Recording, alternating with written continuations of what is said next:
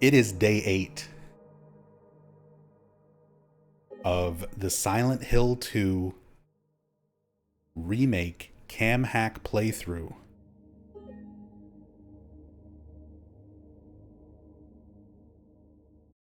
Where we've been going through these environments,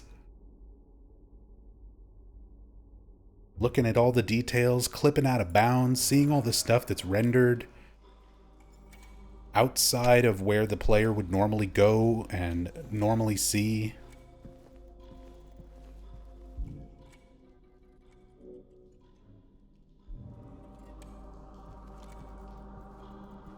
Found a lot of really interesting stuff so far.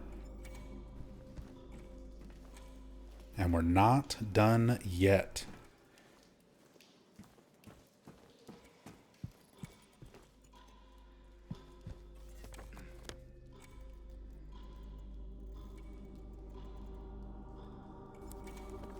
So at this point, I think we need to get to the S door. And you know what? I'm just going to save us some time since we've already looked at, a lot of this stuff. I'm going to jump over the rails. Can I do that? This is like not even rendered in.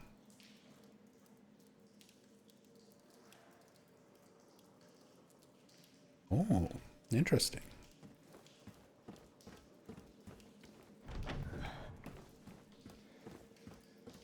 Adana, thank you so much for gifting out some gift subs. Sorry, 1 second. James, chill out. Trying to like scroll my chat back up and see who they went to. Fix the Ferns back and Valorosa. Enjoy the subs, enjoy the emotes. Some awesome Silent Hill themed emotes from our very own Trina Wolfie and Colorful Meep that you can now use anywhere on Twitch. Thank you so much. Very much appreciate their support. Thank you, Adana.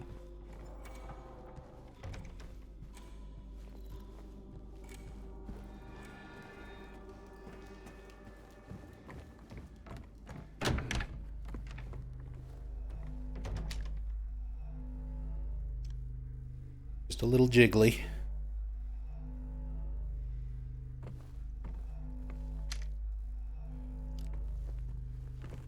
It's funny because last time I think we were talking about some of the collision stuff and someone was like, it hasn't gone full Bethesda yet.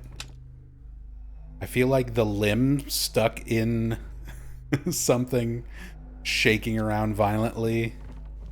We start getting into that territory.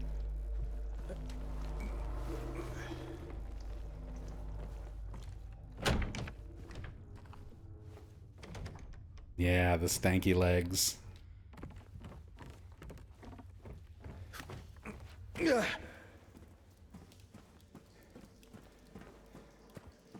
When they get stuck on horizontal walls is best. See, we've been through all of this. The S door should be on first floor. I'm trying to remember how I get downstairs.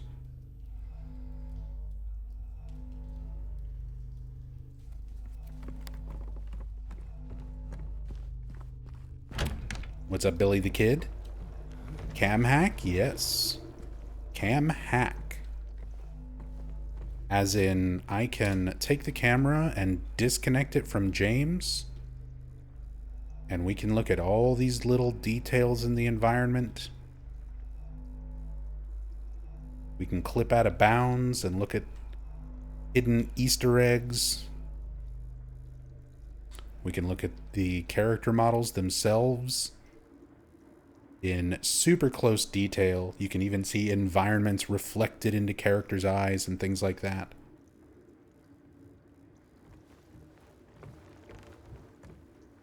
So we're very slowly working our way through the game, checking out every little detail that we can. The eyes have a reflection? Yes.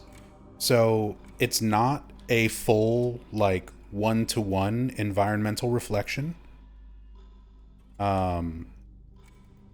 So like here, if we kind of zoom in, you can see the white spot where the light source, the lamp in front of him is, and how there's sort of like stuff in front of it.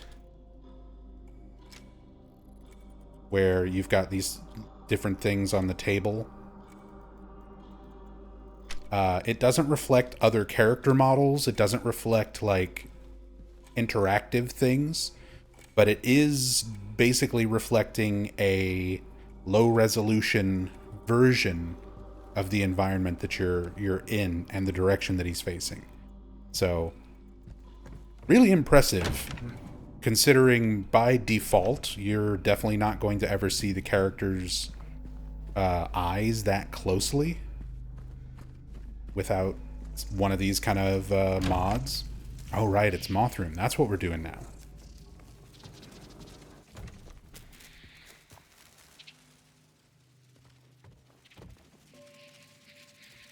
But yeah, lots and lots of really cool detail in this game.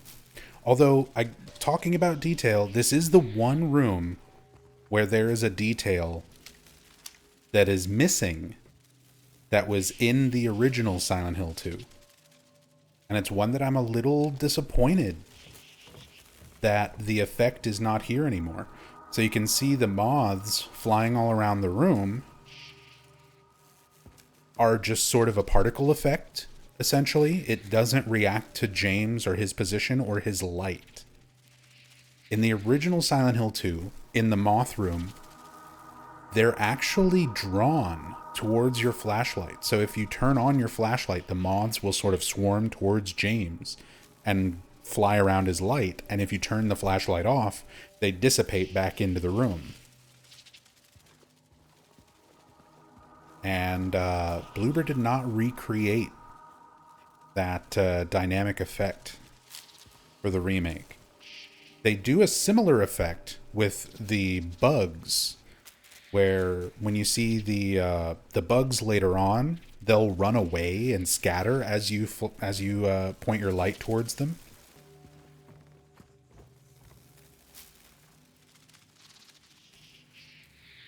So they do a similar kind of neat thing with the flashlight and some different bugs, but not the moths. But yeah, you can see the moths are like kind of a fairly basic texture. Even these though, like, are a bit more detailed than you'd expect them to be. But it seems like it's just sort of like a static, not static, but like an animated particle effect. Just like these little floating motes of dust and things that they have in a lot of areas. These are basically just like a fluttering animated version of this same kind of particle effect. So it's not interactive with your character model or your light source.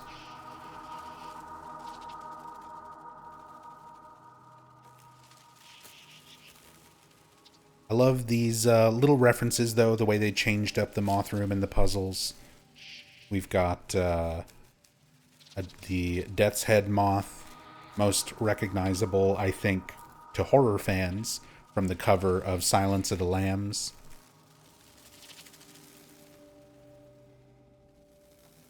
Which was influential to Team Silent when making the original games. There's a few Silence of the Lambs references all the way back to Silent Hill 1.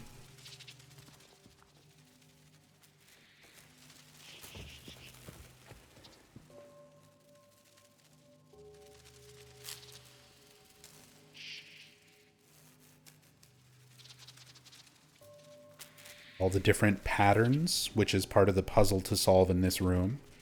You need to count the number of each of these moths and use them to open up this lock over here. Quickly zoom in and look at the lock a little bit closer. So yeah, each symbol. And it's a little different on normal and hard. I'm just playing on the easy riddle, because I don't think I've done easy riddles yet. So I'm just checking out all the differences between difficulty. On hard mode and normal mode, you have like little simple math equations of like skull minus moon, you know, moon times circle. So like each of these things just has to be solved to get the number. For light mode, easy riddles, we're just counting all of these things. Man, love all the little details on like locks. You can see where they're scuffed. All the little scratches and dings in the side of the metal.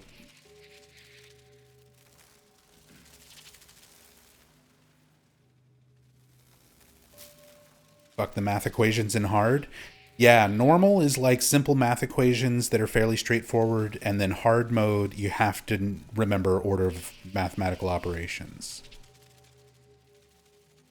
Please excuse my dear Aunt Sally.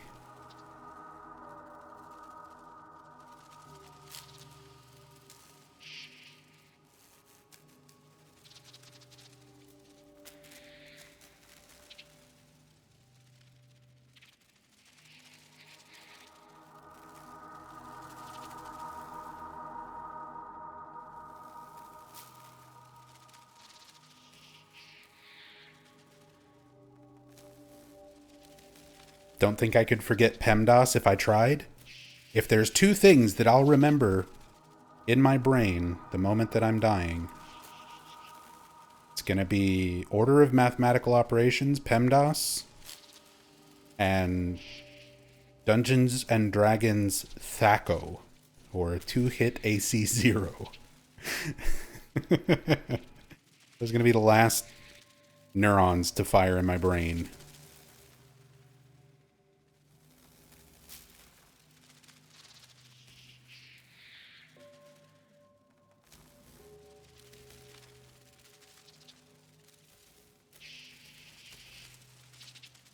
And probably something about Silent Hill. Probably be a Silent Hill thought in there. Why wouldn't there be?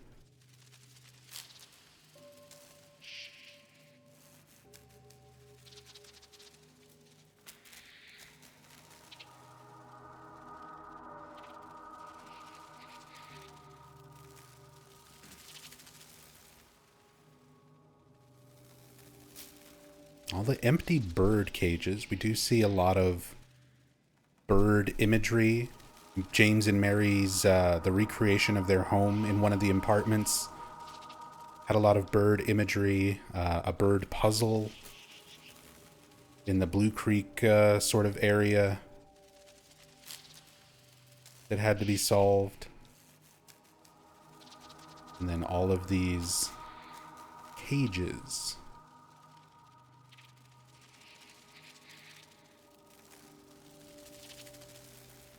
Trying to take a closer look at all of them. See if there's any other interesting little details about any of the cages. But just cool to look at.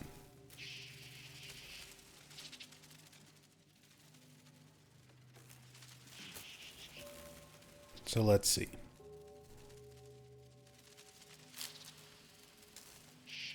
Now, are we counting moths or number of things in the pattern?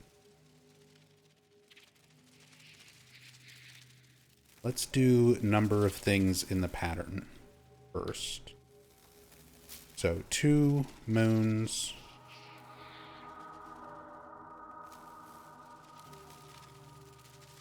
3, 4 moons, 5, 6, 7, 8 moons.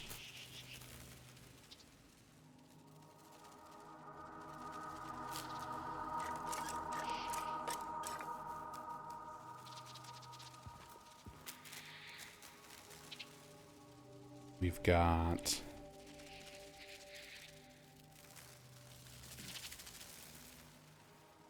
two circles, 4 circles, 5 circles,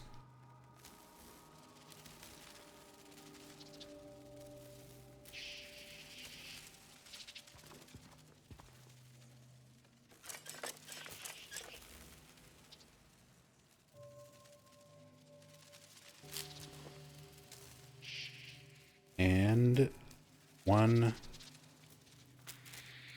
and 2 death skull moths.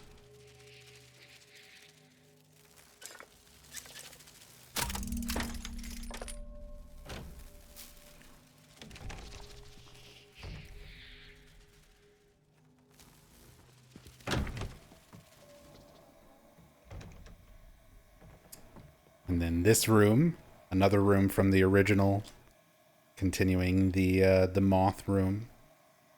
The dead butterflies and stuff on the bed.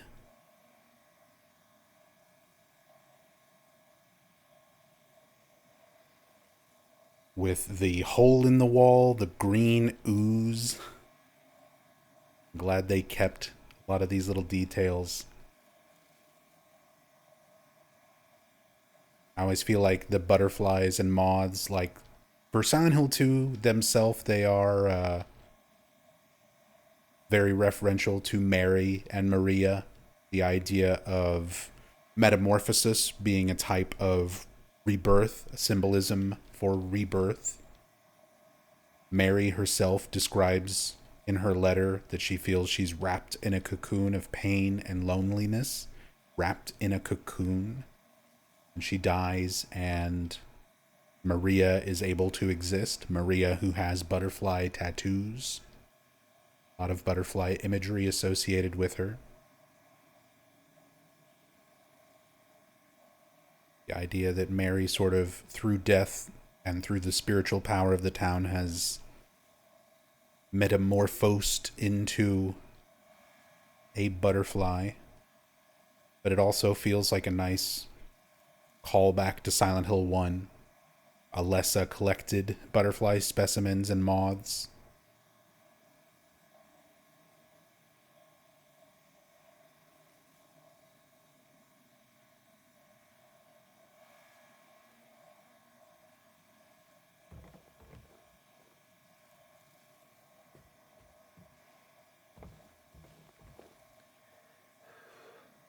All right, James. It's time to reach your hand into another hole. Our sleeve is still stained and damp from the nasty toilet.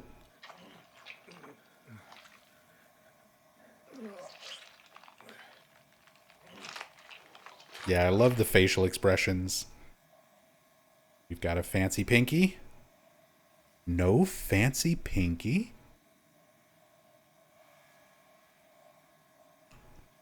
Usually for key items. I guess it's a clock hand. I don't remember if the other clock hands... It has just been keys, for the most part, that do the fancy finger.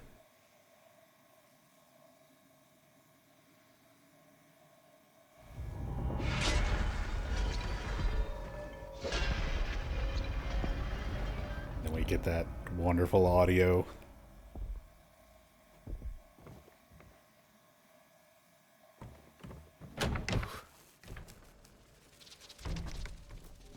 Pyramid Head getting closer and closer.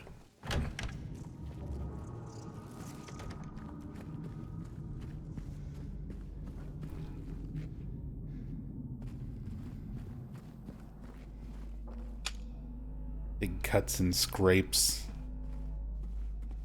Looks similar to Pyramid Head attacking the environments with his knife. The Great Knife. Mannequins have once again moved and repositioned, getting closer and closer to this fence.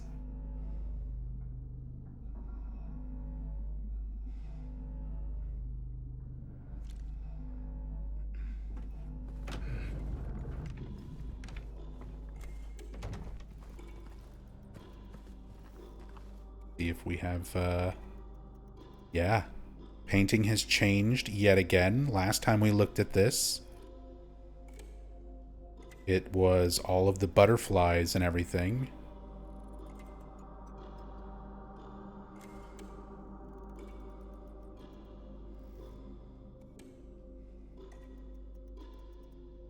Now it's like a shadow of a metal grate.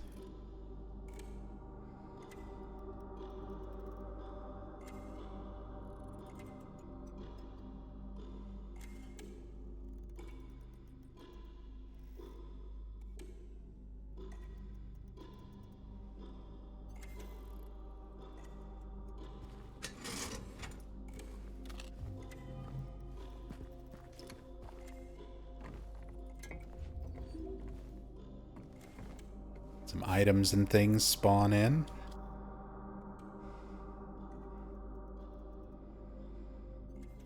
How the Time Flies, another one of our hidden mystery photos, mystery message photos.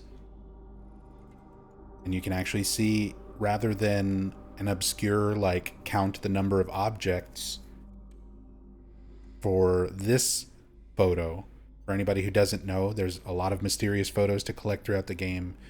Each one is a letter in an overall longer message that spells out, "You've been here for 2 decades." And in most of them, you're counting like a number of things in the photo itself, and then taking that number and the corresponding letter from the message written on it to be its part of the overall message. This one, instead, you just have a number hidden in the photo itself. The number 6 is right here in the TV. So I feel like these photos were probably the first ones to get figured out, that there was a code to them, because it's a little bit more obvious when you have just a straight number hidden in the photo rather than count the number of things. And then from there, you figure out how the other ones are done. So with this, you would take the number 6, so HOWTHE. E would be the letter of this photo that goes into the overall message.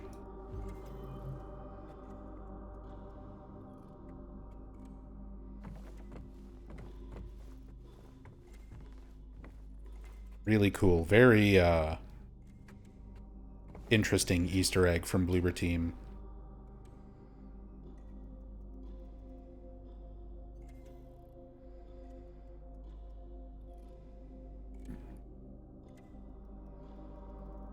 And one of those fun ones, a lot of people who like the loop theory, they feel like it adds to the loop theory for them.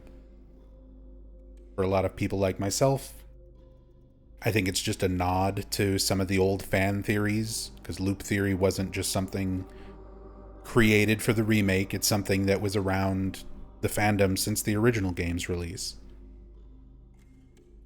People trying to think of different reasons why things like James's corpse would be around, why you would find old maps with things already marked or circled on them.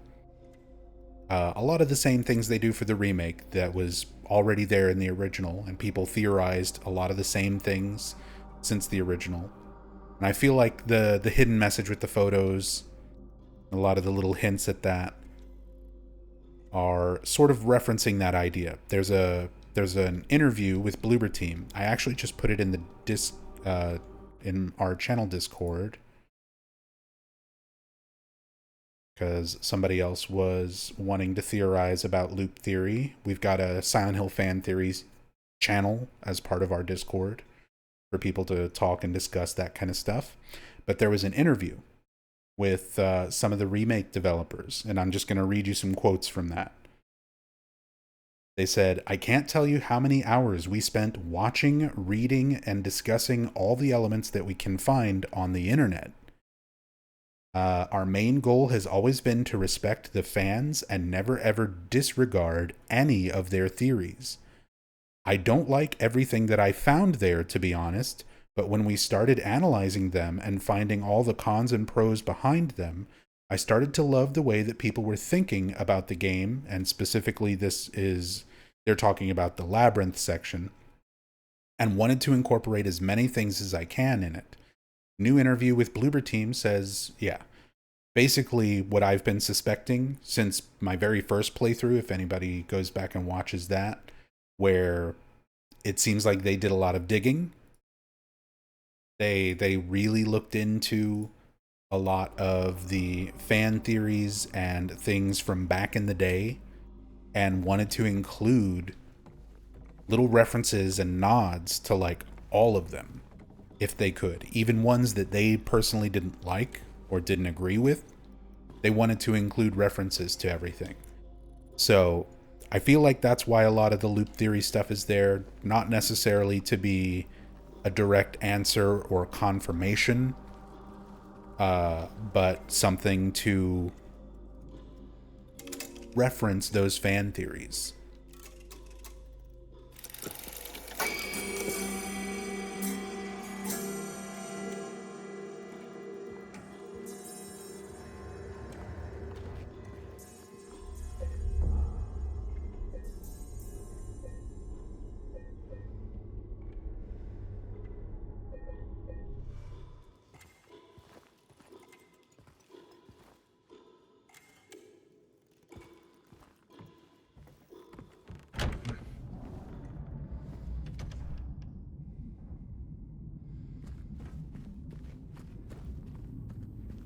Honestly, makes me wonder if anyone on Bloober reads fanfic. I mean, probably. It feels like they really did a lot in terms of research. Not just official, but lots of fan related and community related stuff as well, so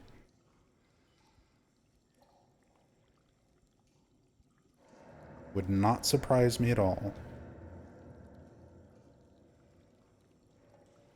But now that we backtrack through this area yet again, this was not here before. This lying figure. And out of all the lying figure designs, we see a few different variations of them throughout this game. These are the ones that are like the closest to the original Silent Hill 2 design. So in the original Silent Hill 2, this room is where you fight Pyramid Head. You have a little boss fight with him here. There's water flooded up the stairs. After the fight with Pyramid Head, he walks down the stairs, opens up a door, it drains out the water, and creates your exit from the apartments. And if you examine the lying figure, you get this static camera view, very much like the camera view during the boss fight in this room when you're standing next to the stairs. Almost the exact same static camera view. Same position of this lying figure, because Pyramid Head, before this fight starts in the original, this lying figure gets killed by Pyramid Head in this exact spot. So really cool little callback to the OG Pyramid Head fight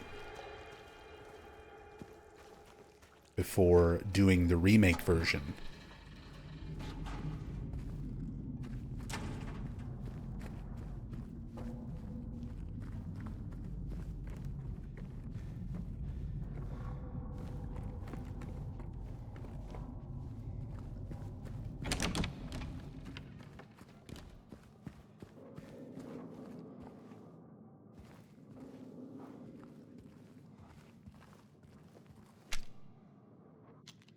So it's just about that time. I love the lead up to this fight.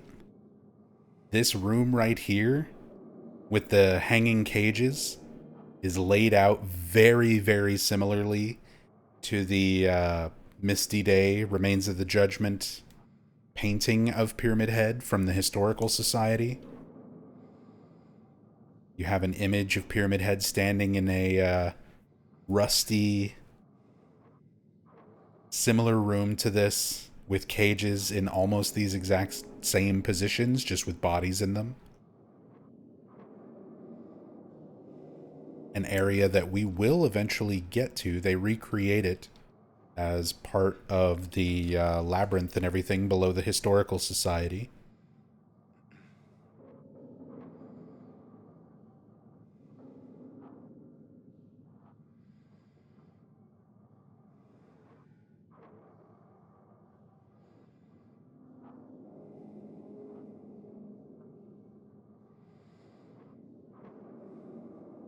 Looks like the lighting and stuff in here has changed a little bit.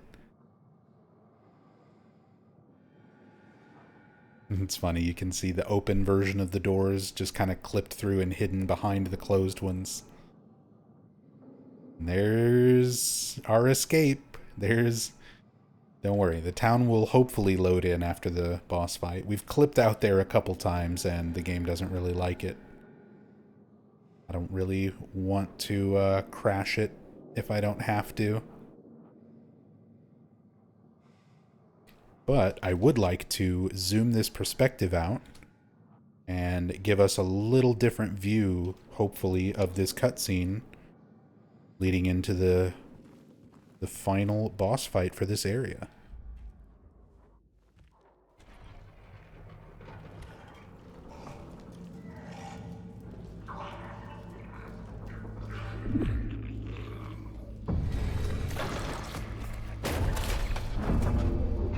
Also, that has to be a Silent Hill movie reference.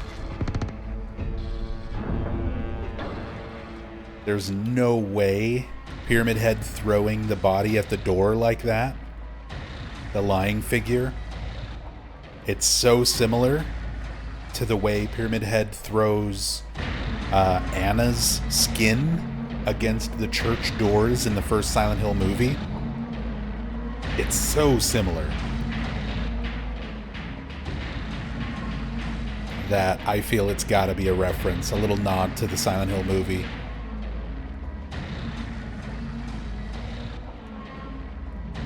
For anybody who's not seen the first Silent Hill movie, that's probably the best scene.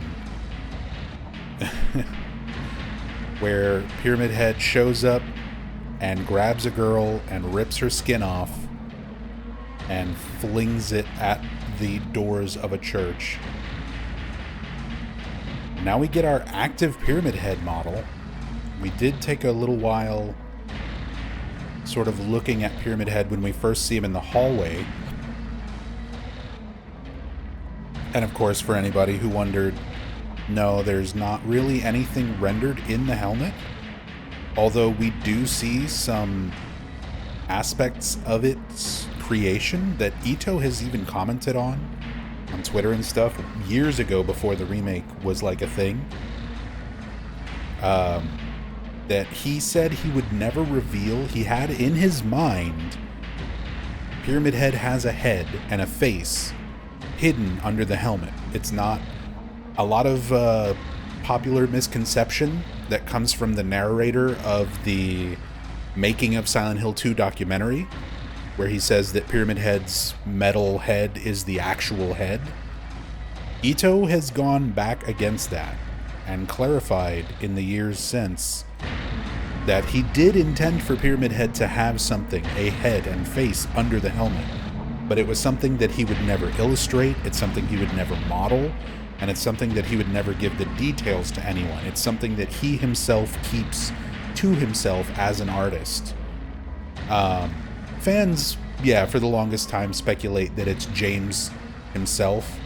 And again, Bloober knows that because that's a common fan theory for the fandom for a long time. And they incorporated that into the remake. They had Luke Roberts. So Luke Roberts is the actor playing James. He's not just the voice in English, he's also the body and facial mocap. So Luke Roberts, who did the mocap for James, and who the body and everything is based on, is also Pyramid Head. They had Luke Roberts do all the Pyramid Head mocap. So the body for Pyramid Head and the body for James are both the same actor. And that's definitely a nod towards that fan theory of Pyramid Head being kind of an aspect of James. He is the side of James that knows the truth and desires punishment for what he has done. So that feels like a nod to it. Such a badass shot. Yeah, the lighting here. That overhead swinging light. With his hair lit up. The shadow on his shoulders and stuff, but kind of the rest of his body and the shadows from it.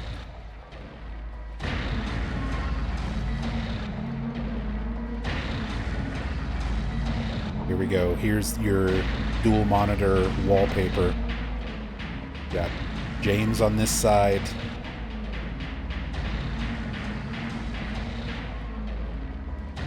And Pyramid Head on this side.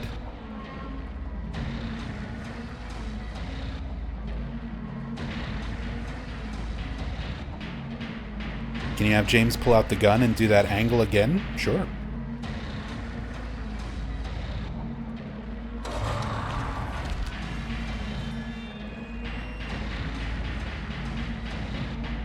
Now the light source is swinging above head, so it's going to kind of change as I pause and unpause. That's a little too far.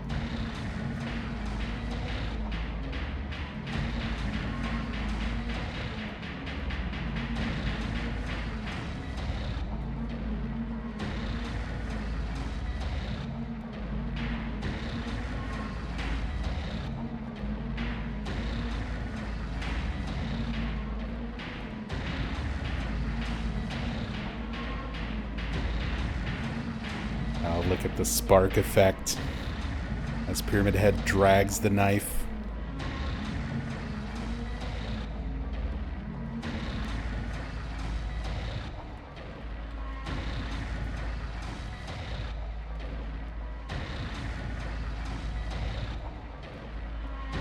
I love the way he twists his arm and hand to hold this.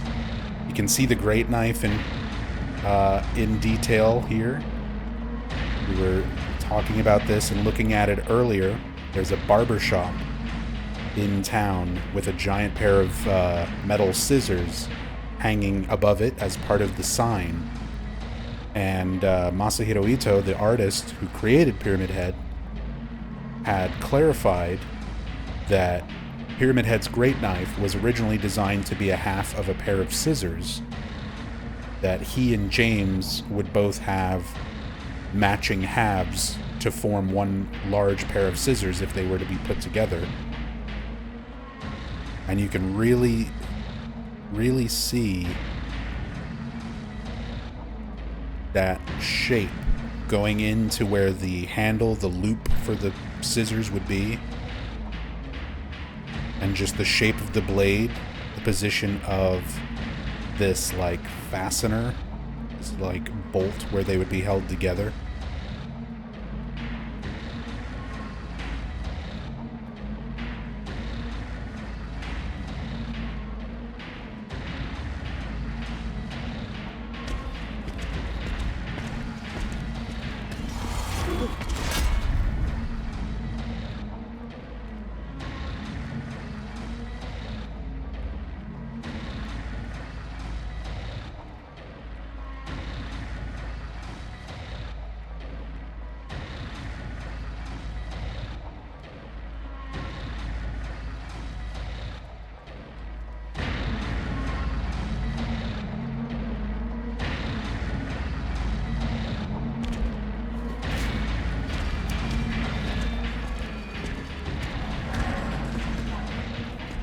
Looping him, I'm looping him.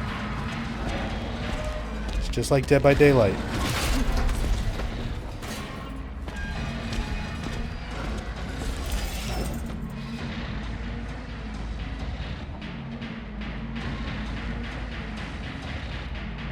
I wanted to see the arm twisting and everything as he swings.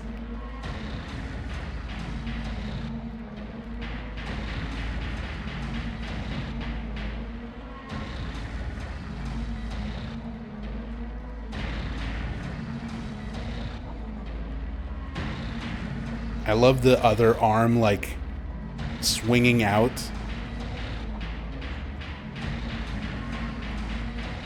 As the whole body twists around. The sort of natural weight and momentum trying to keep your balance swinging, something like that.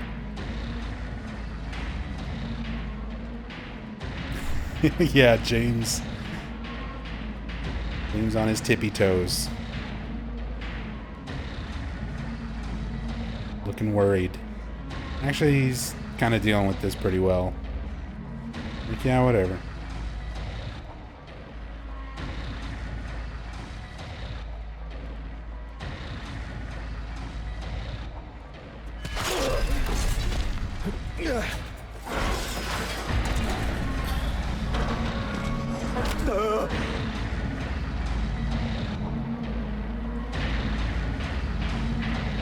Pyramid Head smacking the shit out of him, shoving him around.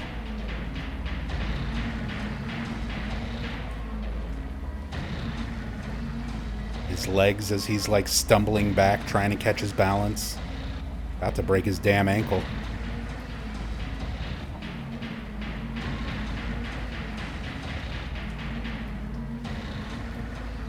Oh, it's part of the gun clipping through his hand. I was like, did his wedding ring suddenly show up? But it's the gun clipping through part of the hand.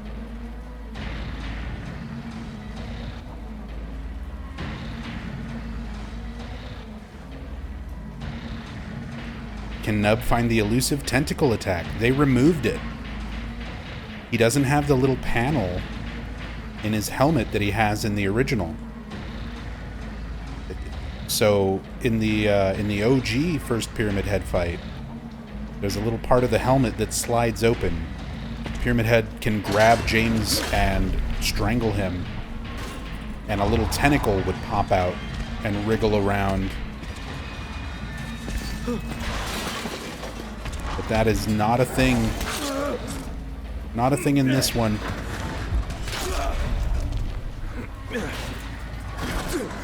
See? He'll push. And I think there is a choke animation, but there's no tentacle.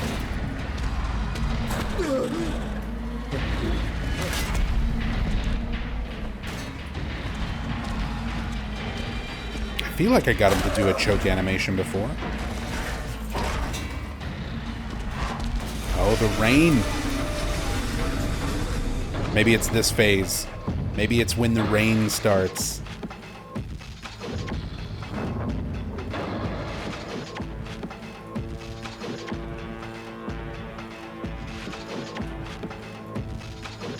Look at that. We can clip up above. Yeah, the soundtrack change. You can just kind of look at stuff and listen to the music.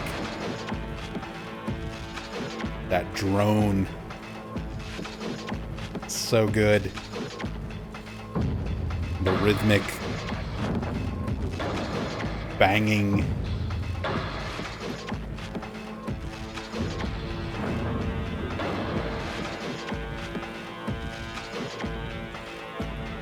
Yeah, you can see the rain effect is actually localized around James. Still gives the appearance of kind of being in the whole arena, but it's just around the character, normal player camera. Just kind of out to a certain radius.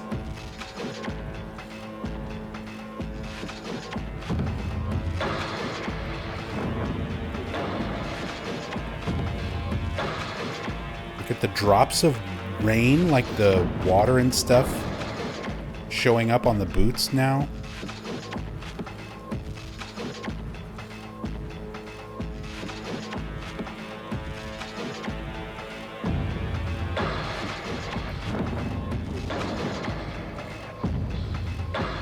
Pyramid Head's wet butt.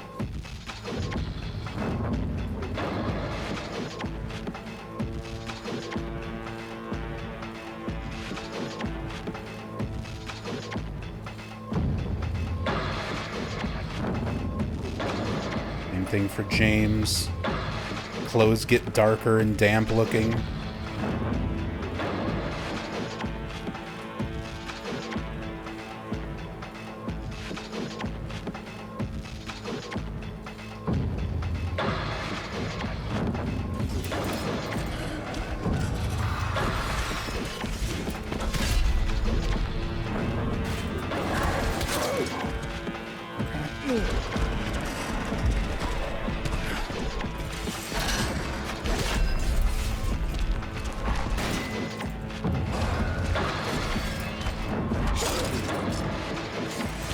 He just wants to hug you.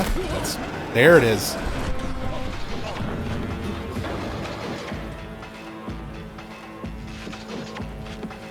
I'm like trying to get these cool animations that you don't normally get to see very well. Just grabs you and throws your ass.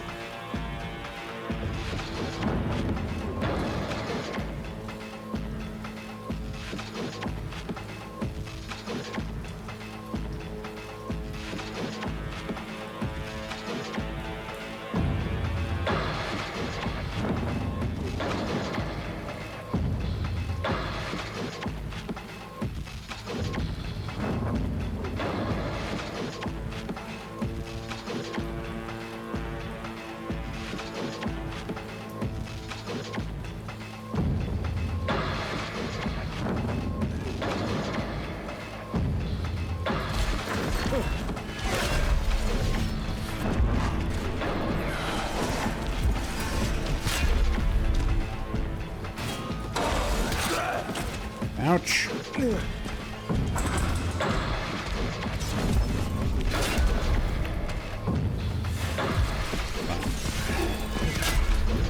Plenty of health and ammo in this game. Oh, it's time. Here's our siren. We get the air raid siren. For our fog world, otherworld transition. He kind of starts doing that thing with his arm. There's animations even back to the original where Pyramid Head sort of raises his arm and waves it around. It almost looks like he's trying to feel for something or sense for something.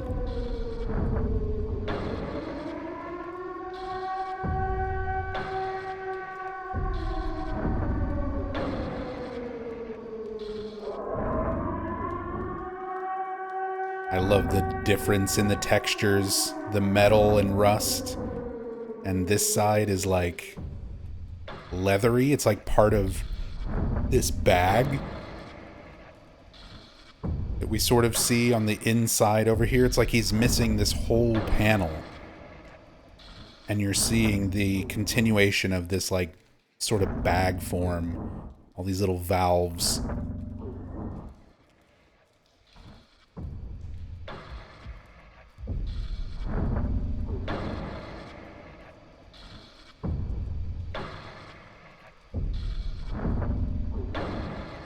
Such a great redesign. I feel like it stays fairly true to the OG with some interesting new things. I wish they would have kept the little panel and the tentacle. Some minor things, personal opinion that I don't agree with in chat.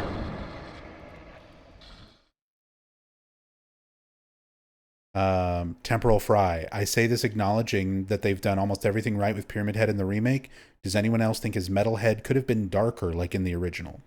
It's almost slightly too bright. I would somewhat agree. I think some of the colors and textures do stand out a little bit too much.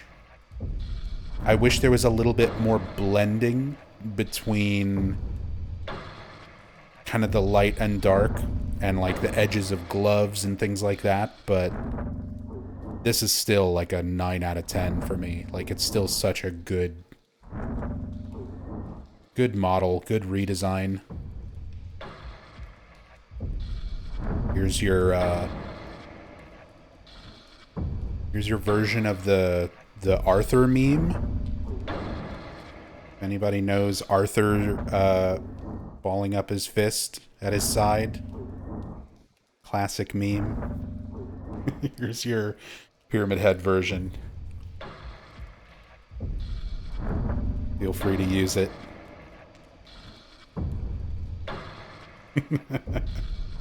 Oh, we can even get James in the background.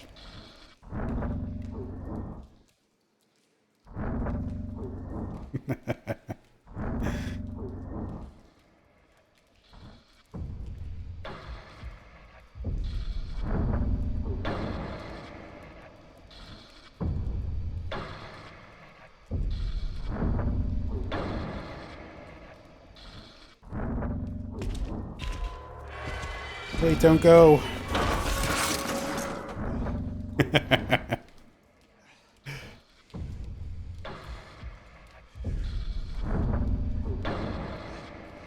Oh, look at the swipe. Look at the swipe animation. The, like, trailing light there. Going around. Hey, Hiroko Usuda. Usuda-san, welcome.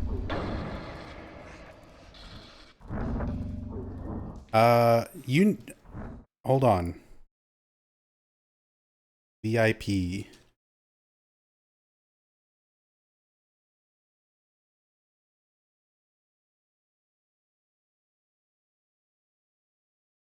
For those in chat who don't know, Hiroko Usuda a former member of Team Silent, who did environmental designs and lighting and a lot of other things for Silent Hill 3 and Silent Hill 4.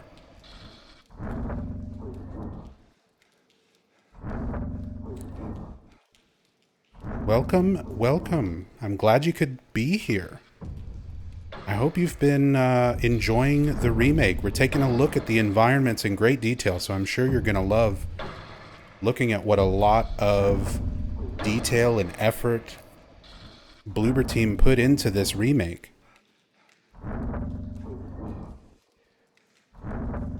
And yeah, thank you so much for your work on the series. It's great to see you here.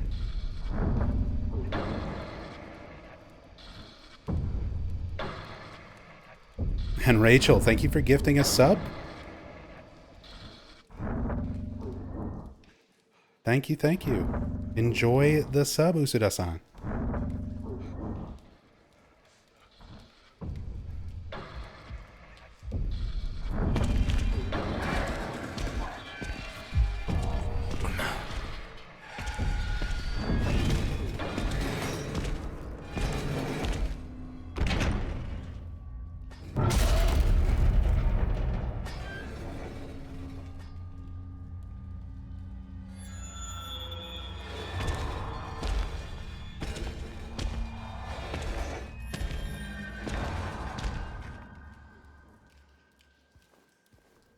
Away he goes.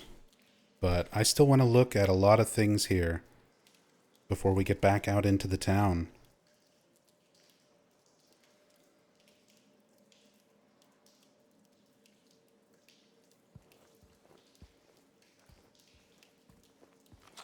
Well, we definitely need not bullets so much as health, but I'll take it. We'll grab the things.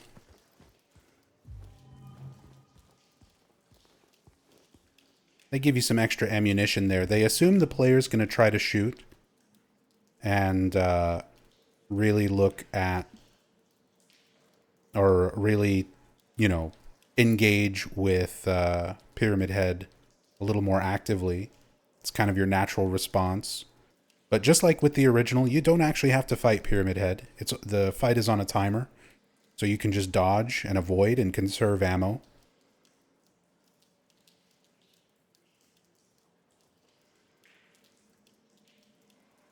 Yeah, same lying figure model, that more classic Silent Hill 2 lying figure.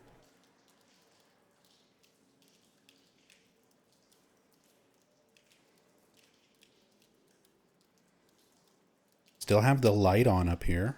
No silhouette of Mary anymore. I love just the lamp setup to get that effect.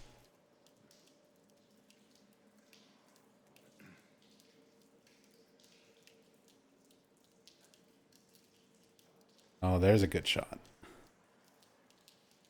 I love these moody, shadowy shots of James.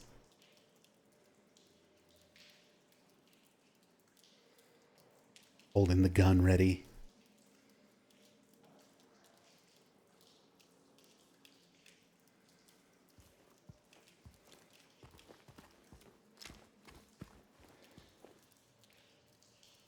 Yeah, such good environment work.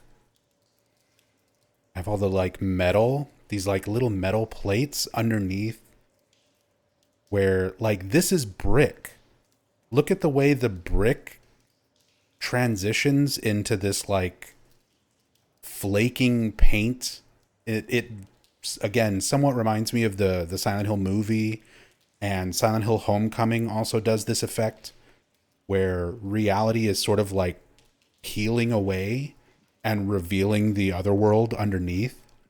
It's an effect that out of all things to come out of the movie, it's probably one of my favorite effects. And I love that we get little bits of that in the environment here. You see like what looks like a solid brick wall sort of turning into peeling layers of old paint. Reality sort of chipping away, peeling away. All the bloody bandages wrapping up the pipes.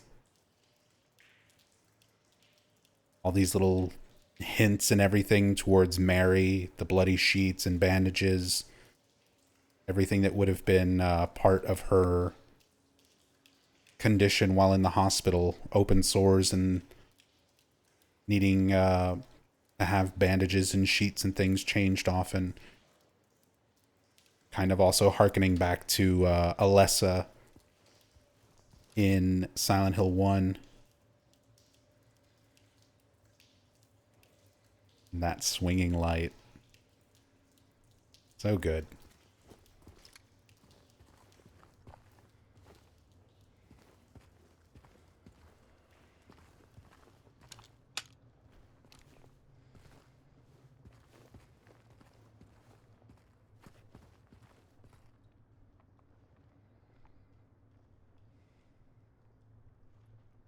Bit of the lobby here, and I think this should be rendered now. Oh, it's still not completely. A lot of it is. Not until I completely walk out. And we're going to see this environment change, like, immediately. So, see how everything looks right now.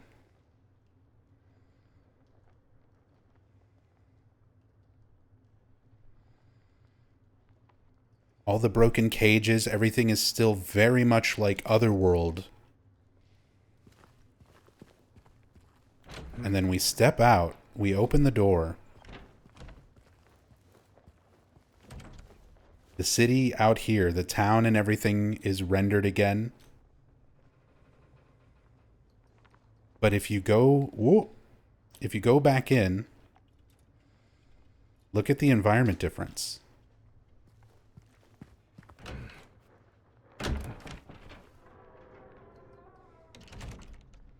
Instantly we're back. The other world is gone. And we're seeing like the fog world elements again. Closer to reality. The dumpsters and trash. And graffiti walls.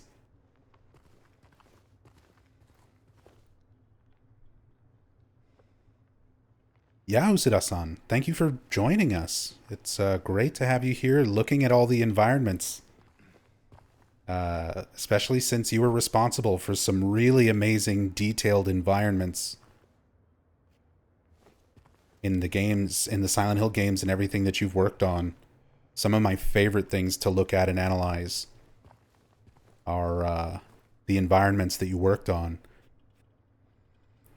The bookstore in the mall and the church, the Otherworld church at the end of Silent Hill 3. Amazing, amazing details. So it is an absolute honor to have you here checking out the environments with us for this Silent Hill 2 remake.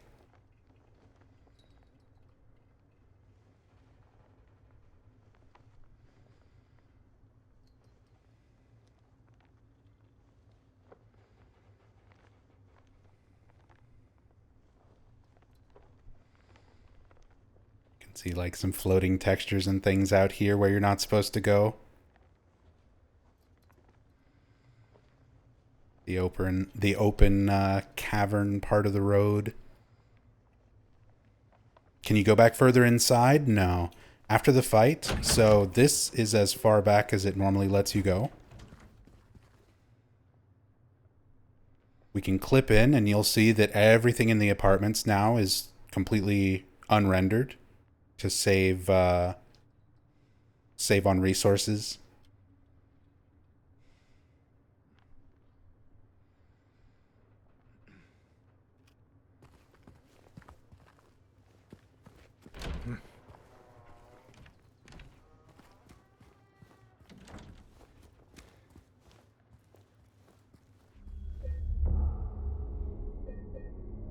Save it. And let's get a nice shot of James here. Red James.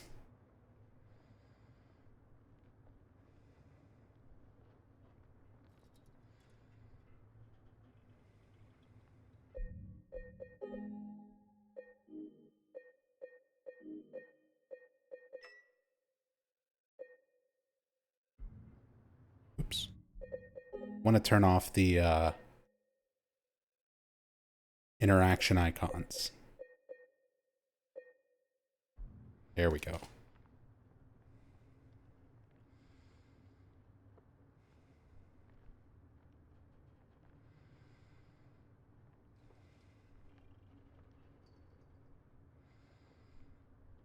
Red James staring at the save point.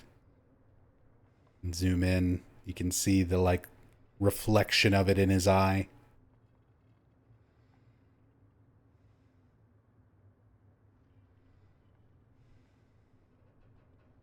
Great model detail there.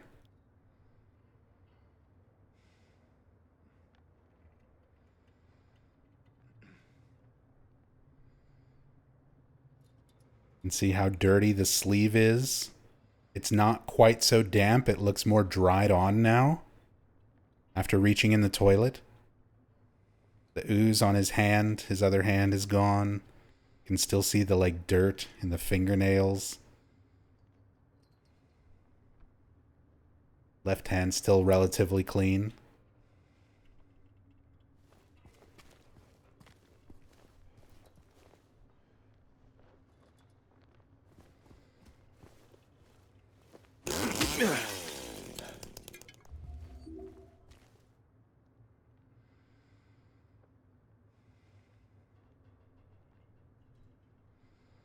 The dials and everything, all the details inside the cars, stick shift and everything.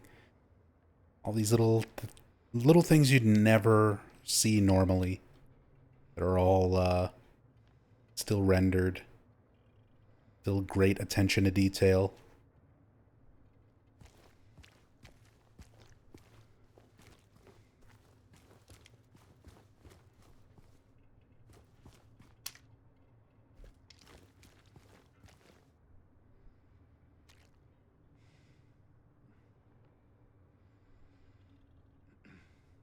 MHOV.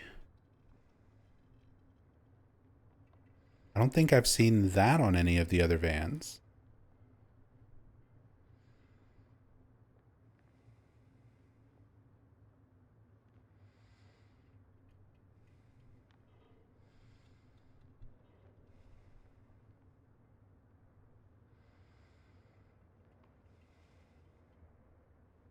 We've got the Corinthians license plate thing. Scarab Beetle.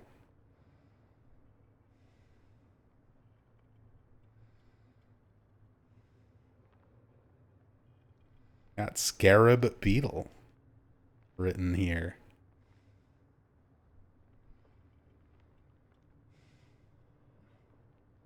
MHOV. Number 4.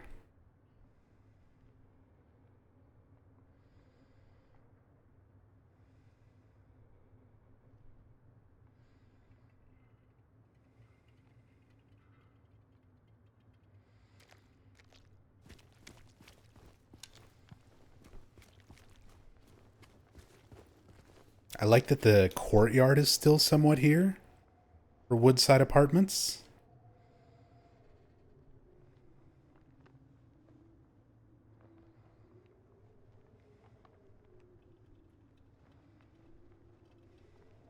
The baby stroller in the pool is gone. The windows and everything are changed where you like climb in and out.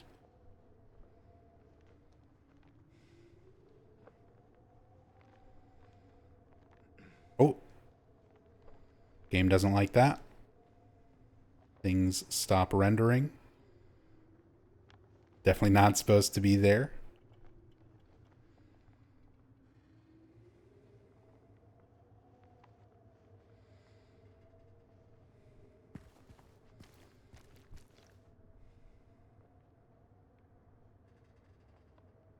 Seen that license plate before?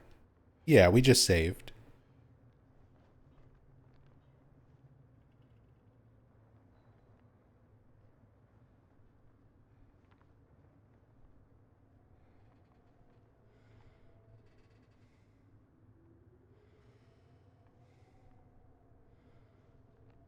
ETSP-T01. Radial tubeless.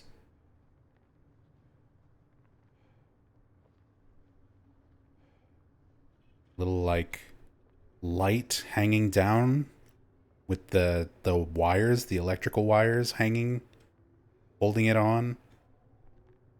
Hiroko Usuda. It must have been very difficult to create these. And it's not modern US, it's a slightly old US setting. Yeah, the idea that there's so many sort of different elements from different sort of eras. There's a lot from the 70s, 80s, and 90s, all sort of mixed together in the architecture, the car models.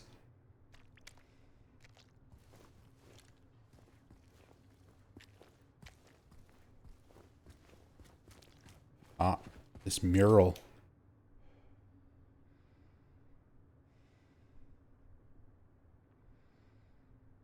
For the Sanders Street Flower Shop.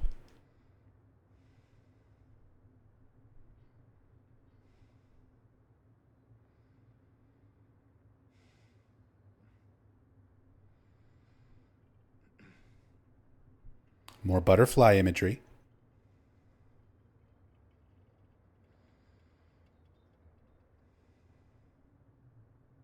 As part of the mural. Nothing like that near the bottom. It's all like way up here at the top where it's like fairly hard to see.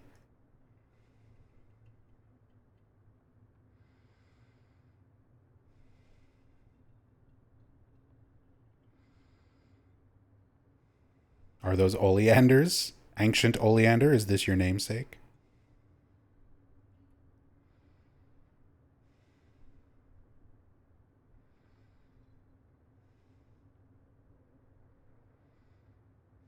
It's a bit like a Fallout mural. It is that they like that sort of 1950s, 40s, and 50s pinup style almost. Very similar art style.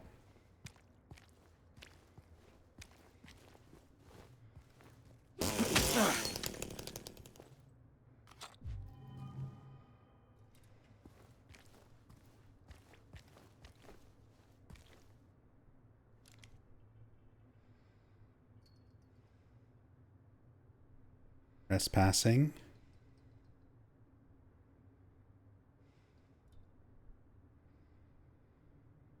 I like the shots of James through fences, standing off in the fog.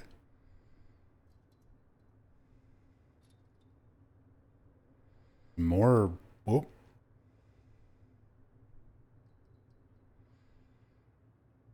Superior Pawnbroker. A pawn shop there. Old tires.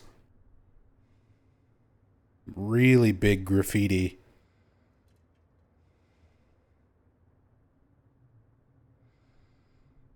Across the whole building.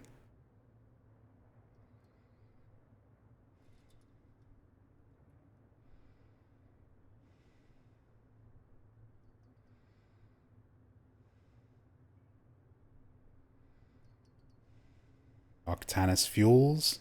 And there's Laura. She's already rendered in before we get too close. And activate the cutscene. Although what she's holding is not rendered in. She's supposed to be sitting there looking at Mary's letter to her.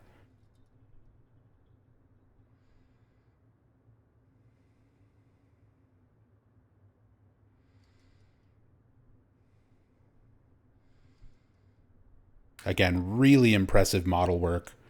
This looks like so close. Evie Templeton is the actress that plays Laura, who did the mocap, the facial and everything is based on. And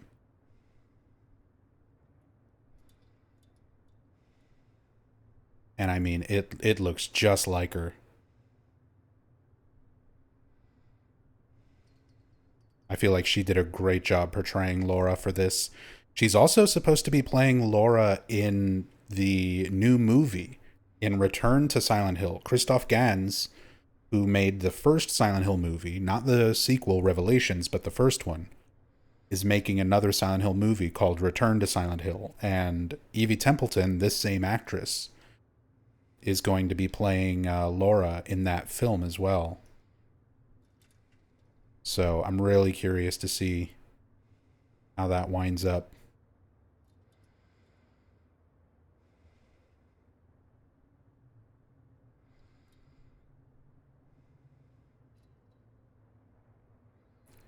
All the detail here. The original Silent Hill 2 artwork. Like these drawings of the bear and the cat, the flowers and stars.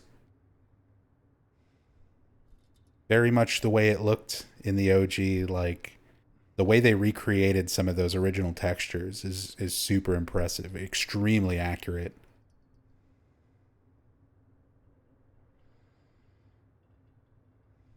Like a basketball hoop over here.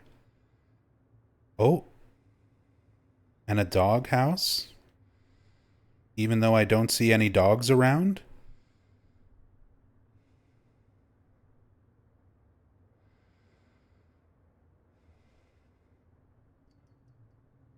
Again, that's very Silent Hill 1, where you have the basketball hoop and a dog's head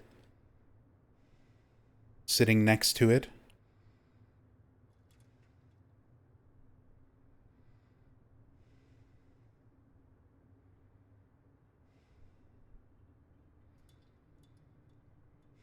A1 Superior Paint.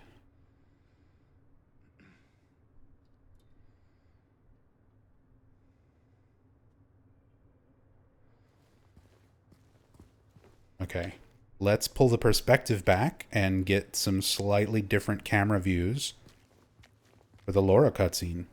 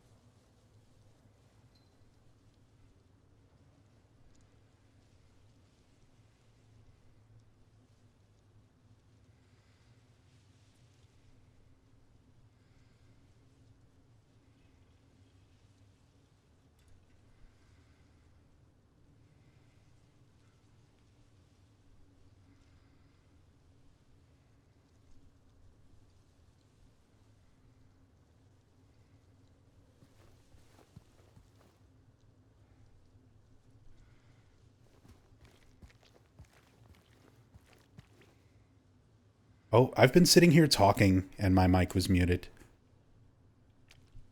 It's all right. Yeah, Jonathan Joestar.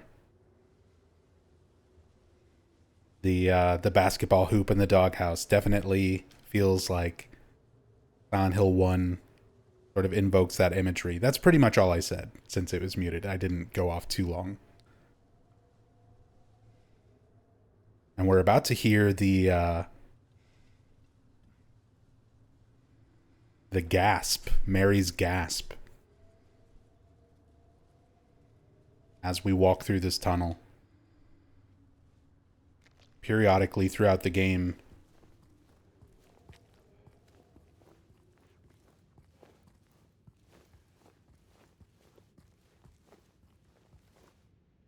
you have these little moments where you hear Mary very faintly gasp, although the audio for the game's a little bit low.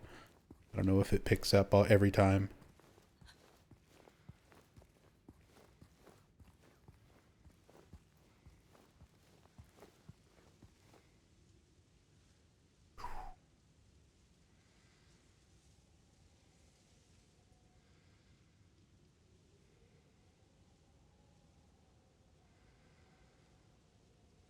Wish?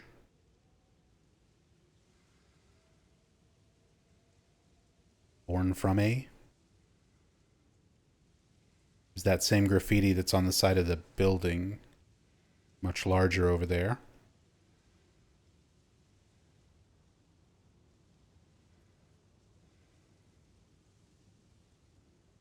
Some repeated graffiti and stuff.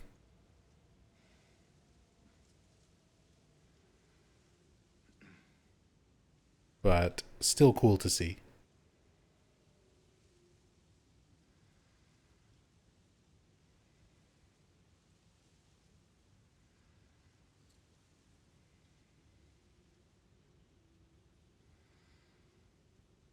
Oh, look at that.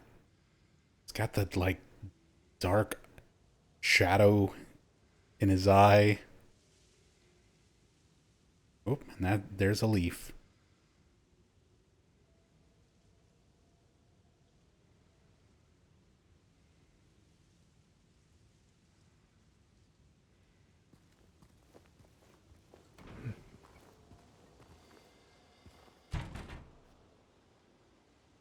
Yeah, all the little details, the, like, patterns in the brickwork.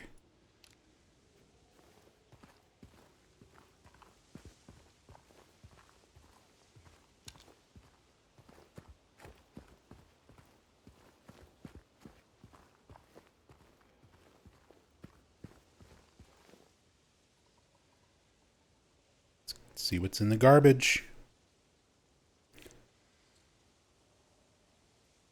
A lot of the same assets. The green tea. Makai green tea. We see some familiar things around. Another James jacket. We've seen a few places where just his jacket is. On the ground where we pick up the key to the Woodside Apartments in the first place. His vape pen, yeah, and then there's one of the rusty needles. I love that you can zoom in on these and see, like, the actual liquid inside. You can see the, like, rust on the needle itself. And read a little bit of the label.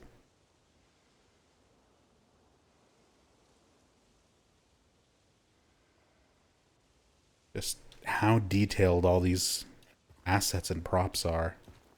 Super impressive.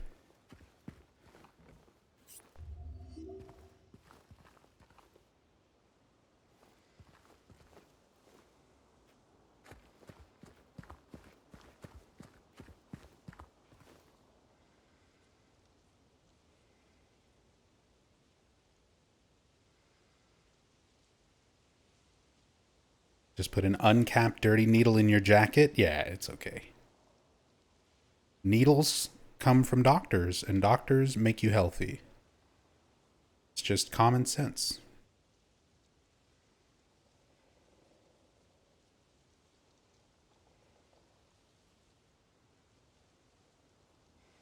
It's perfectly safe.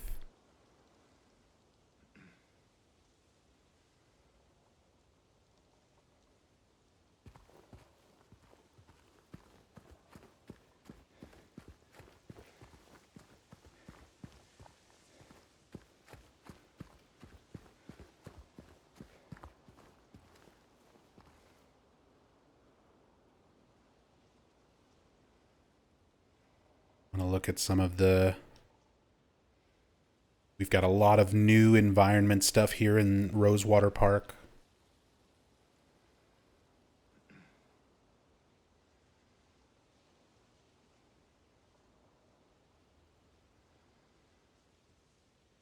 All the overgrown vines and plants. How some stuff is sort of overgrown and then other things look like they're dead and dying.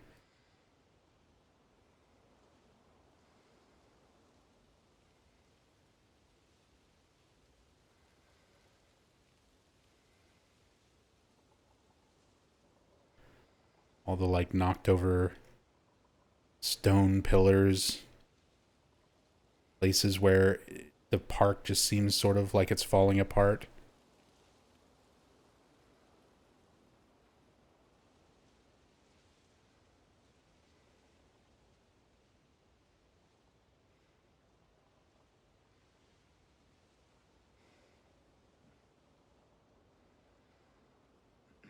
Trying to see so what some of this imagery is.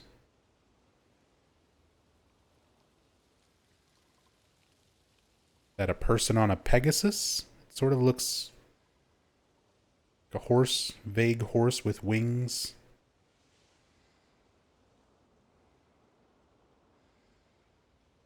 With like a figure on it.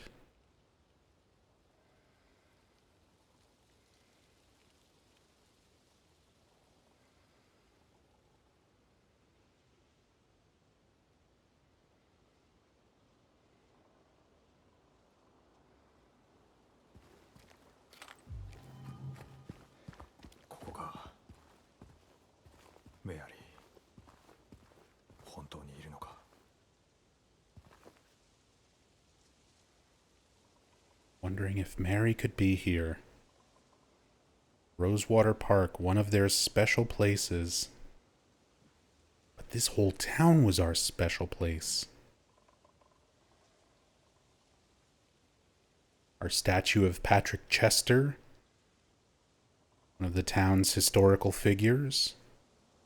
But the horse missing its head. Patrick himself missing his head and arms. Like the little patterns and stuff on the side of the horse.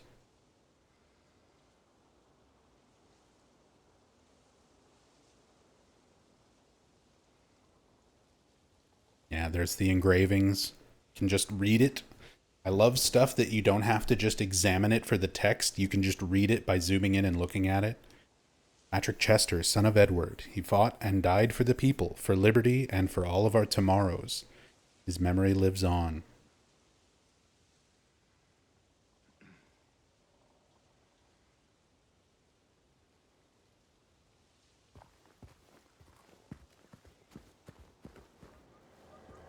Oh, there's a really cool aspect here that I like. So the Silent Hill 2 remake has a lot of environments where it's referencing, oh yeah, UFO sound effect is also going off.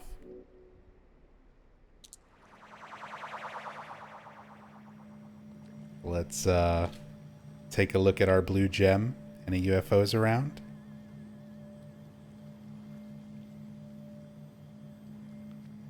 UFO? UFO? Any UFOs?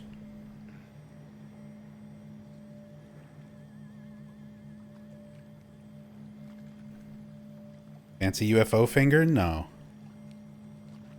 No fancy finger for the UFO.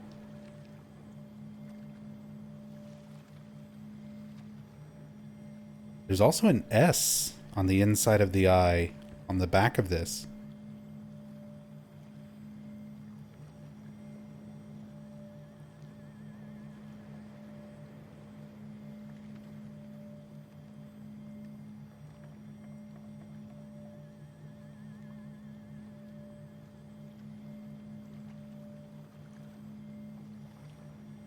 It stands for space.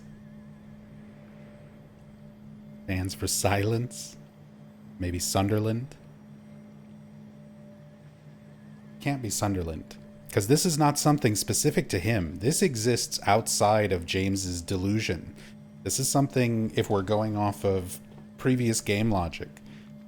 The channeling stone was in Silent Hill 1.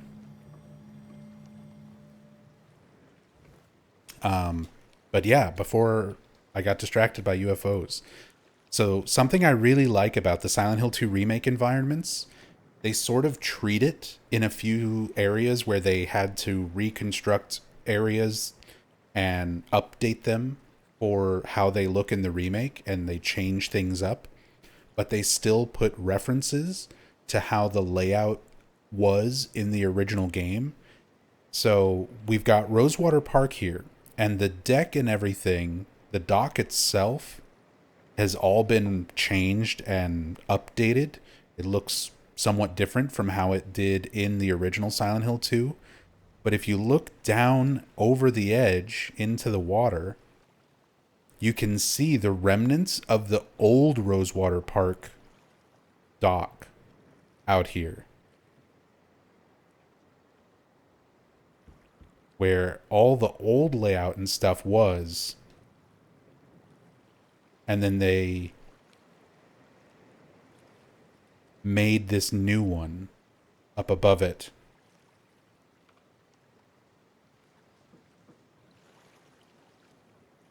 But the fact that, like, all this stuff here is kept just to kind of serve as a reminder for how Rosewater Park used to look, and like maybe the water level has raised, or the old one just got too old and collapsed. Tea. More green tea, all the little bits of trash and stuff out here.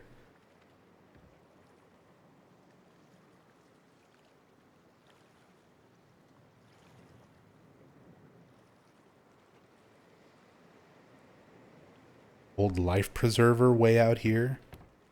The fact that there's so much detail so far from where the player has access to is always super impressive. And there's the edge of the world.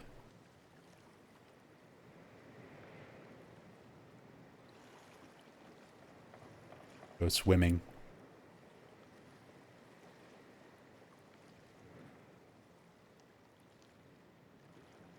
All the cattails growing down here in the water. The lily pads.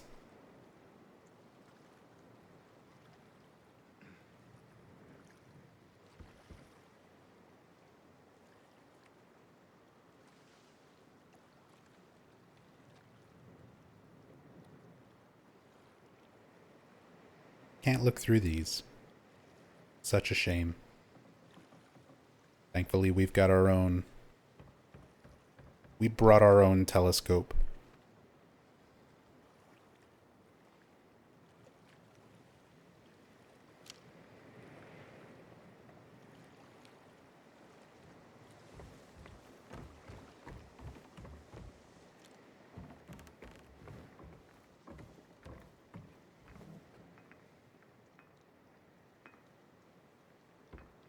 Rosewater Park, life preserver. It's even written on the back.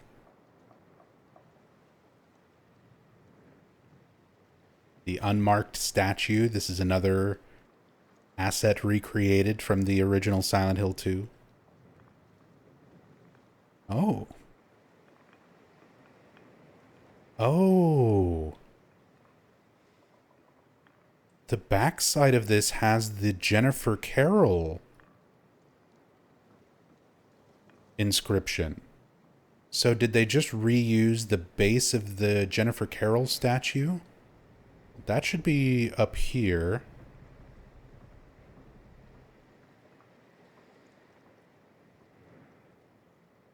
So here's Jennifer Carroll.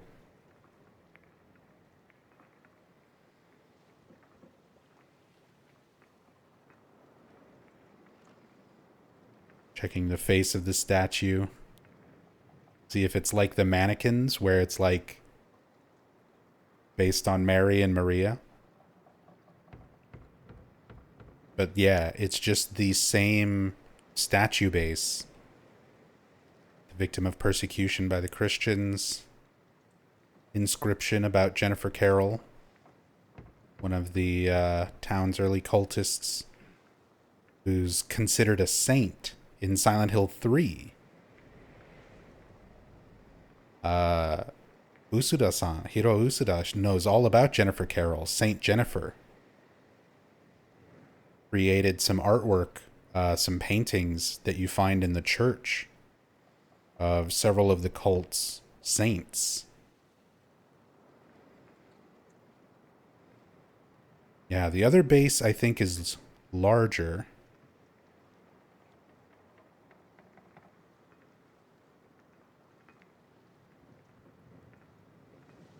Yeah, it's like stretched a little bit wider.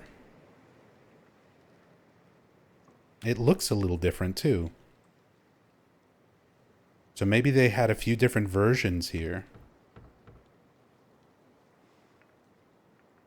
And wanted to use one for this and just sort of extended the asset out and turned it around so you wouldn't see this text.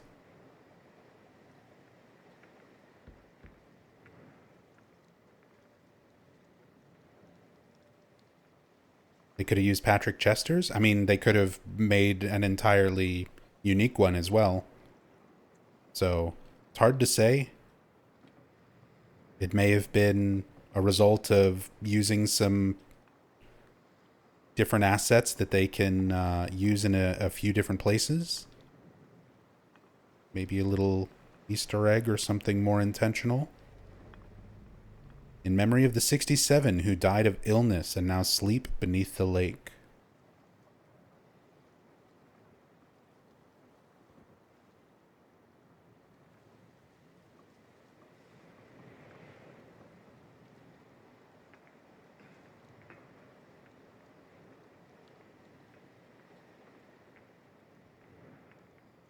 Coffee house. Coffee and waffles. Premium quality.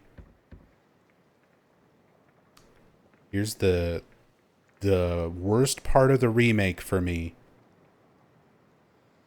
There is no longer a hot dog cart.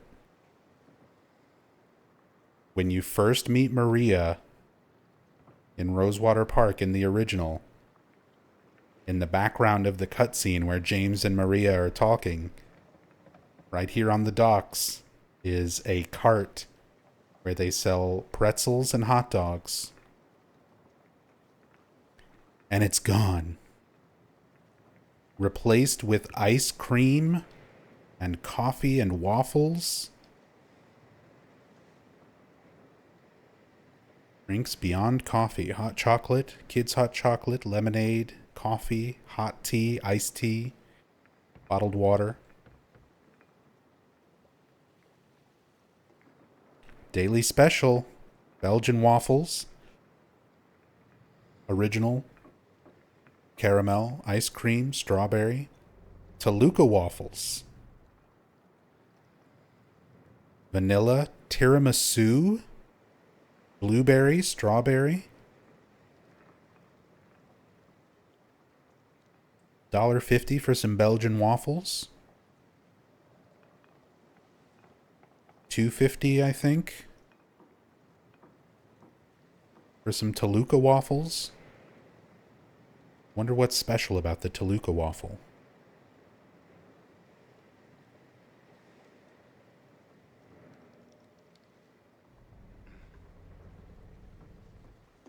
Gotta go inside. Oh, there's menus. It's that same menu that we've seen in some of the other environments. American dishes, open at all hours. We've seen that in a few restaurants around the town. Another one there. Freshly ground coffee to go. Latte, specialty latte. Cappuccino, mocha, white chocolate mocha. America Ho. Macchiato, espresso. America Ho. I like how this just says double. 12 ounce, 16 ounce, 20 ounce. With each of the prices. Coffee for less, 20 ounces of coffee for less than $3. A 16 ounce espresso though. Oh, it's just different. I see. So you've got 12, 16, and 20 for everything there, but espresso, you either get a single, which is $1.29, or a double, which is $1.99.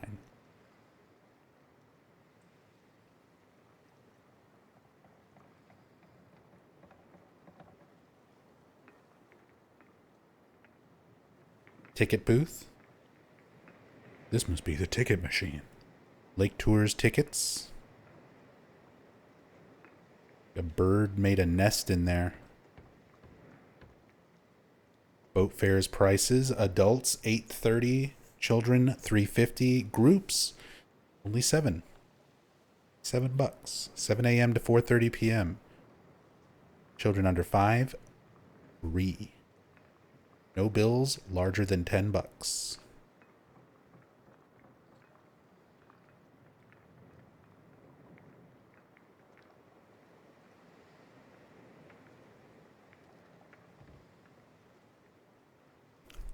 Toluca Lake Canoe Trail. Oh, look at that. We get like a little top-down view of Toluca Lake.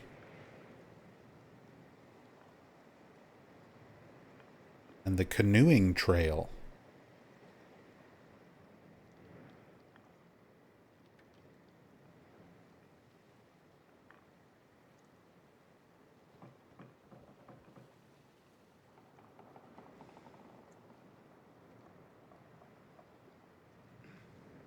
Discover more on Toluca Lake.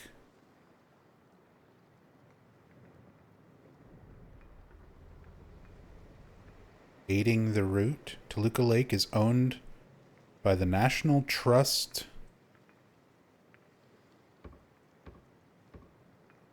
but something you are not permitted to land there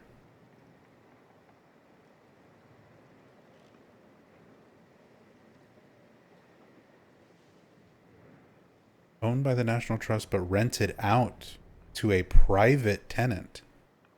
You are not permitted to land there, but the house is open to the public for 5 days a year. So is this referring to the church or the house on the Rebirth Ending Island telling people who are out on the lake, like, you're not allowed to land there, that's privately owned? We were speculating on this in a previous part of the stream.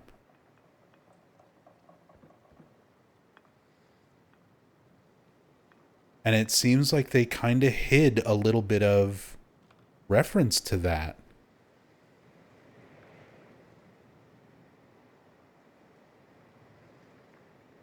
Has been occupied for hundreds of years and was home to a monastery in the 1800s.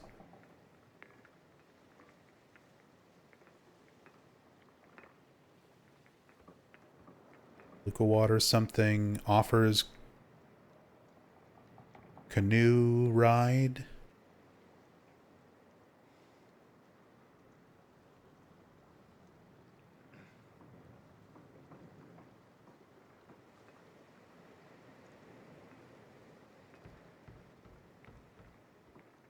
Something about ore from the mine at Silent Hill was carried across the lake in the 1800s. The Church of the Rebirth. It calls it the Church of the Rebirth. And it is literally the rebirth ending island. So that's 100% what they're talking about. What a cool reference. Somebody like a caretaker, somebody for the Church of Rebirth, a hermit, died in 696 AD. South Vale and Central Silent Hill all have small car parks. Silent Hill and South Vale, you may spot National Trust Stone. Are they talking about Nakihona? The Mother Stone in the woods outside of Silent Hill? They reference that in Silent Hill 4. Like you see it. It's where you meet Jasper.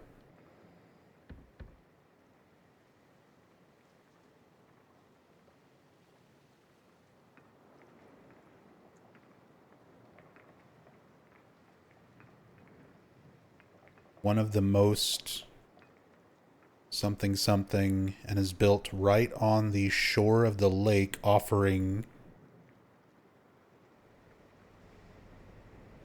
the Lakeview Hotel.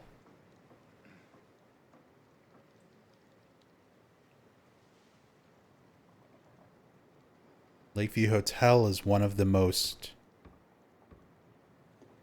notable something, and is built right on the shore of the lake, offering the tourists immediate access to the lake for swimming at warm periods. The area, Central Silent Hill, is a great center for the Lake District.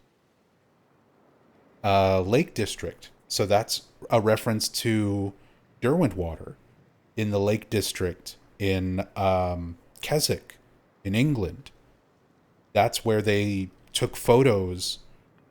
The original Team Silent took photos of Derwentwater in the Lake District in Keswick and used those to create the texture of Lake Toluca in the original game. On Lakeside with the lighthouse and amusement park. So the lighthouse from Silent Hill 1 and Lakeside Amusement Park. The mountains to the north and lake on the south, and big forest on the west coast. So the forest would be where the orphanage is, and basically the forest that you go to in Silent Hill 4, you see that forest. The mountains to the north feels like a reference to Downpour. You ride a sky gondola going across small mountains over like a gorge, and that area is kind of supposed to be, I think, in that area. The mountains on south eventually rise to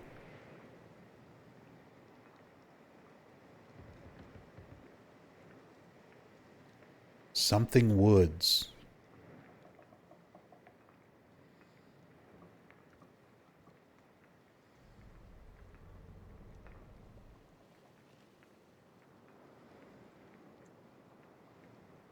Like Caldecott? Something like that. Parking. Park at the Rosewater and car park. Whoops. By Jack's Inn.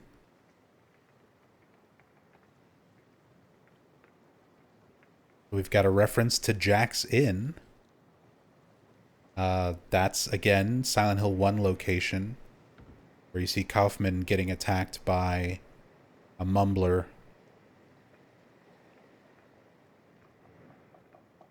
Please note there are some changes to park, or charges to park here. The launch on the lake foreshore. That's the boat launch next to the Historical Society. Something about Cafe Texan.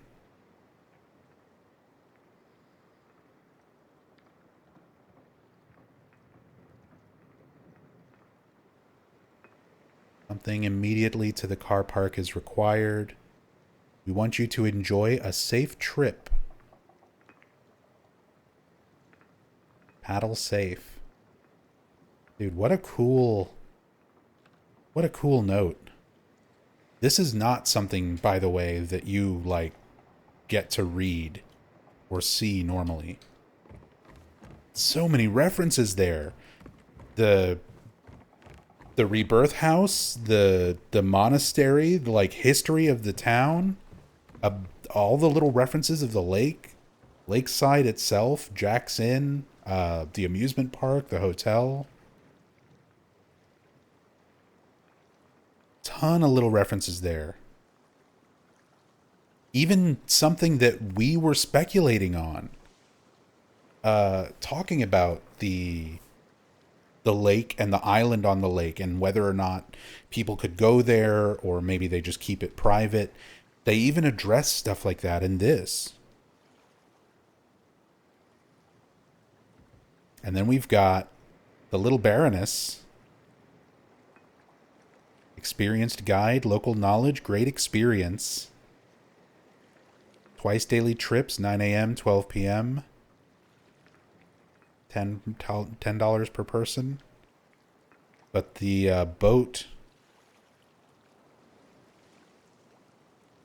very much resembles the Little Baroness as seen in the Silent Hill arcade game. For anybody who's never played Silent Hill the arcade, it does have like a plot. It's an on-rail shooter. It's not like a crazy hidden gem or anything, but it is interesting, and it's got some interesting lore stuff in it. And the fact that it's all revolving around this ship, the Little Baroness, that sank on Lake Toluca.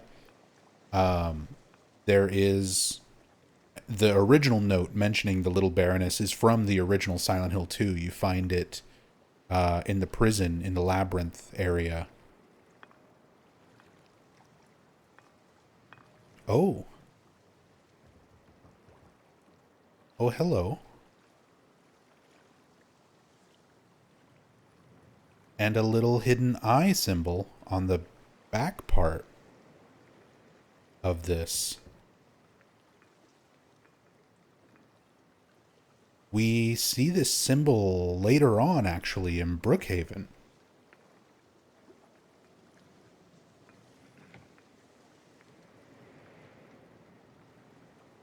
Looks like a UFO to you. Could be a reference to places where you use the blue gem. I'd have to look around Saul Street. We didn't see anything like this on Saul Street apartments.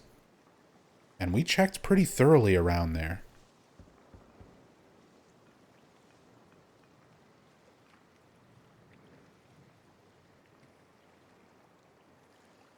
But I feel like we see this little eye symbol in some other places.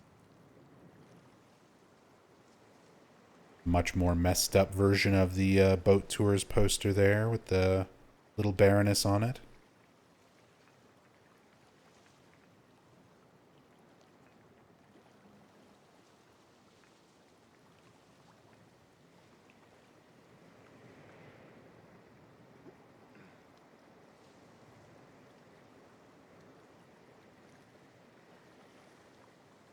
Oh, we can see Maria. She's already here.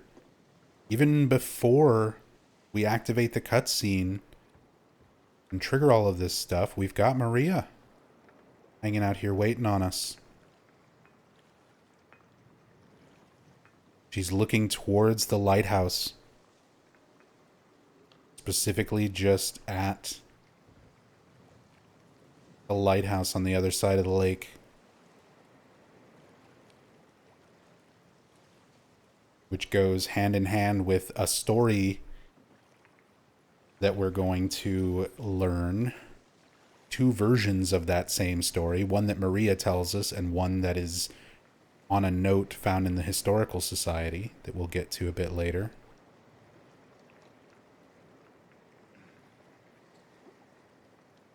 This is a slightly low poly version of Maria until we actually get closer to her. The same thing was done with Angela in the graveyard when we first meet her. Like, she's rendered in, but yeah, you can see it's like a low poly version of the model to save on resources until we activate the cutscene.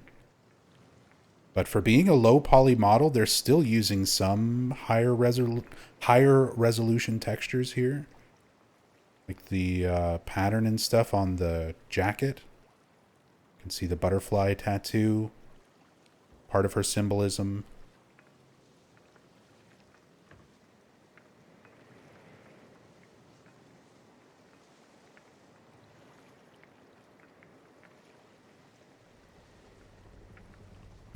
The low poly version of the boots. Little pointy toes.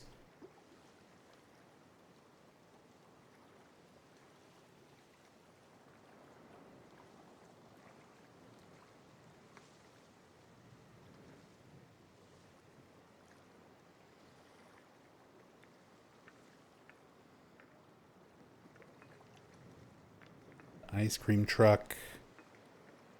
Or ice cream cart. Dude, so many cool things here. There was so much more to this. I was expecting it to just kind of be the title, but the fact that we can read a lot of this and it addresses so many things. The monastery in the 1800s. A private tenant, so you can't go landing on the island. So many cool things there.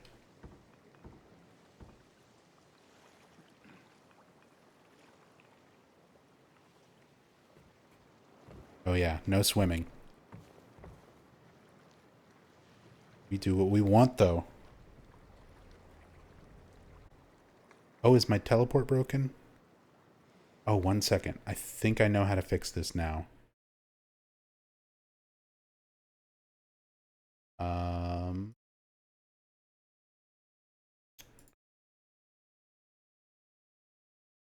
Looking up my free cam control notes.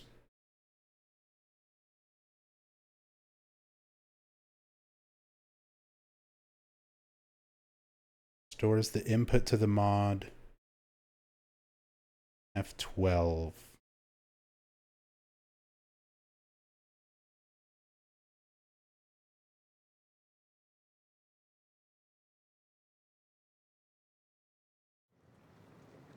The sign worked. Okay, that takes a screenshot. Oh, but it did fix the thing. No swimming. Apparently the surface of the water has collision. And you can run on top of it.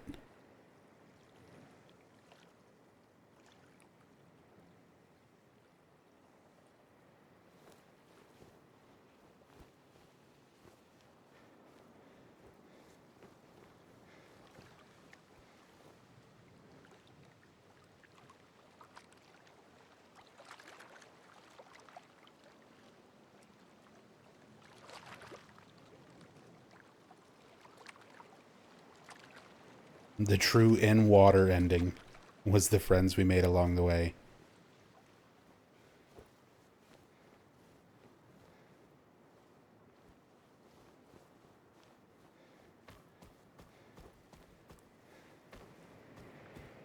Could you run to the hotel? We could try.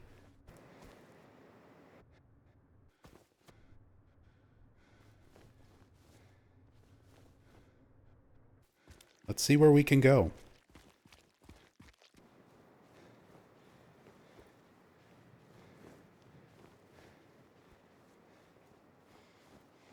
Let's go from the dock, like, straight out.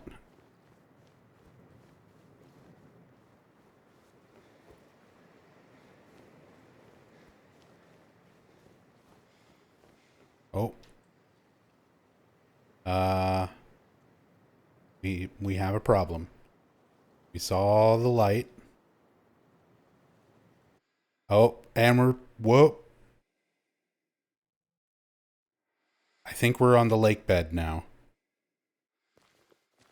Is that Maria up there? Okay. We have a reference point for where we are.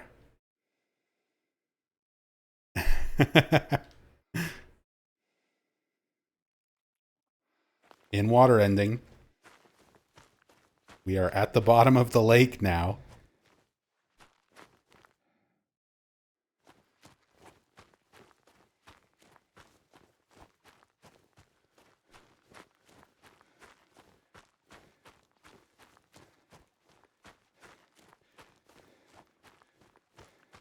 Find the people that drowned. If there actually was some sort of detail or Easter egg hidden, well... Oh, it's just the lighting. Okay. We're still here. It's just dark mode now. And James is starting to glow like the sun. We've seen this happen before. Particles because we're in water.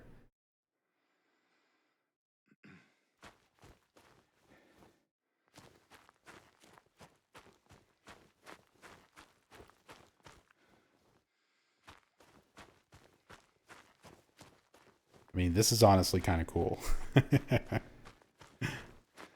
We might have to reload a save, but this is kind of worth it.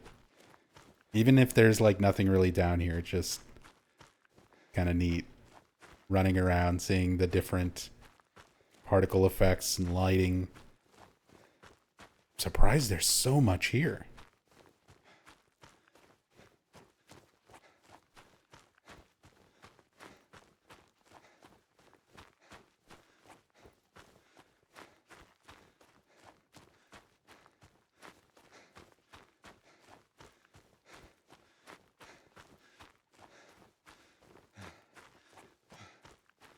Whoa. Okay. We've returned to the world of light. And there's the old dock. It has collision, even. So crazy to me. That stuff would be like this. Can we use the stairs? They have collision. They don't quite work to actually walk up. Oh, probably because now I'm under... Yeah, because now I'm under the collision for where the water is. So it's acting like a physical barrier that we can't walk up through.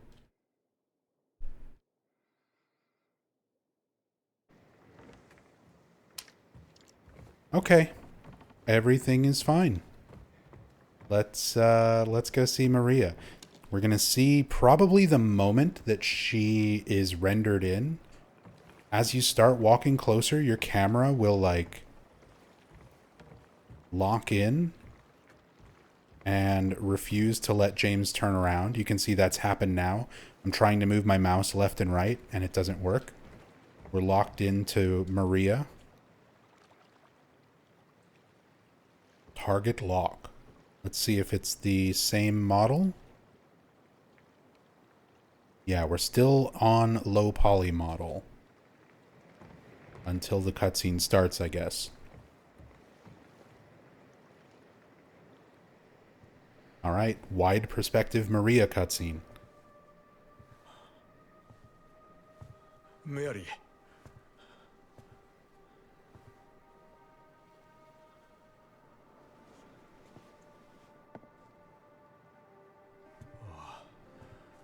君は違う。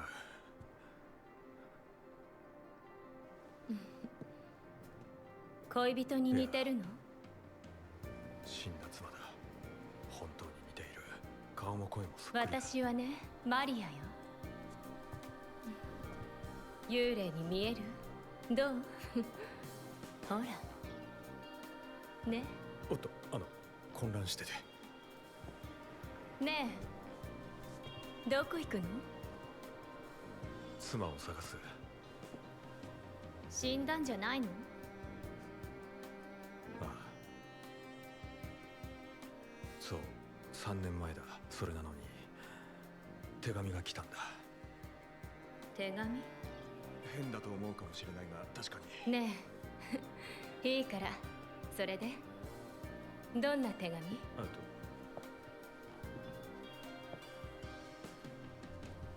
待ってると書いてあった。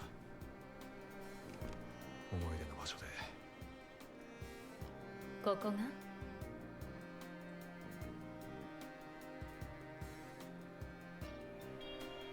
とにかく私は見てないわ。他に心当たりは？私はわからない。確か一つあったような。そうだ、あそこかも。いい場所があるの。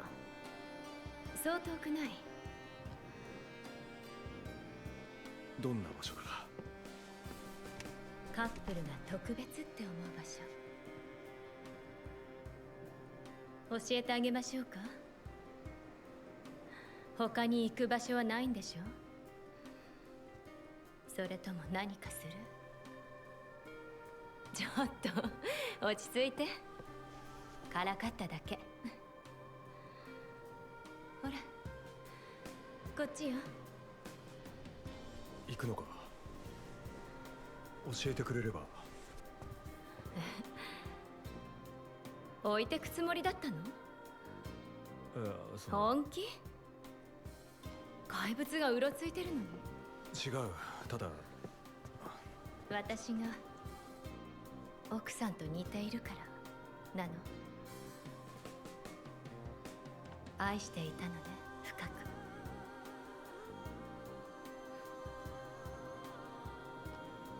でしょ？それじゃあ行こいいのね。う。ああ。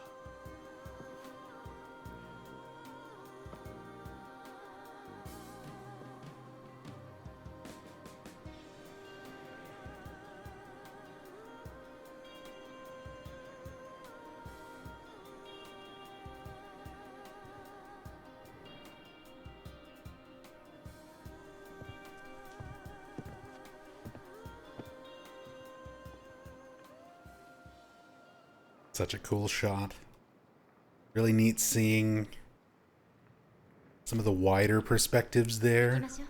こっちよ。 Come on, let's go. Whoa.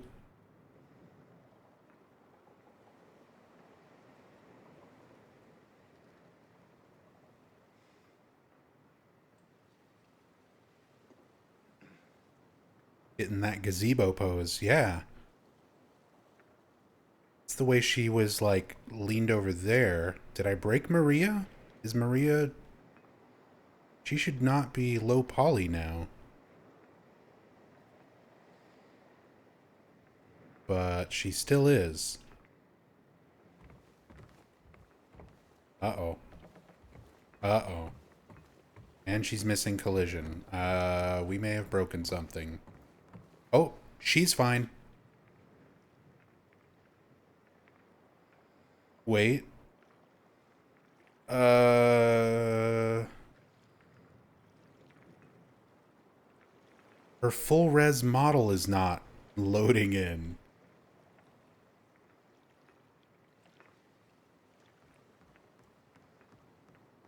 And she's running in place. Her animations are broken.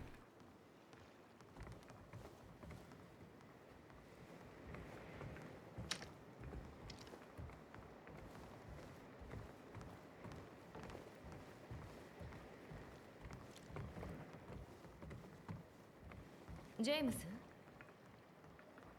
どうしたの？ What am I doing?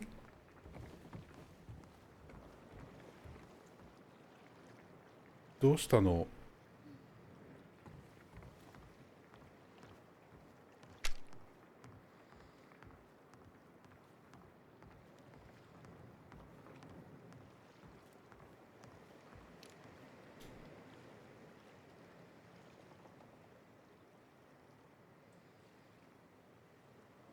Wait, did the model change?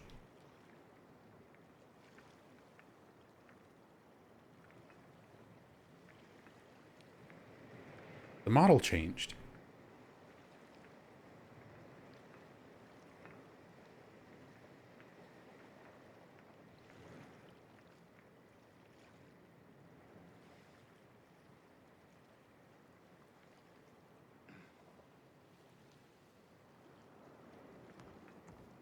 But it's still not working correctly.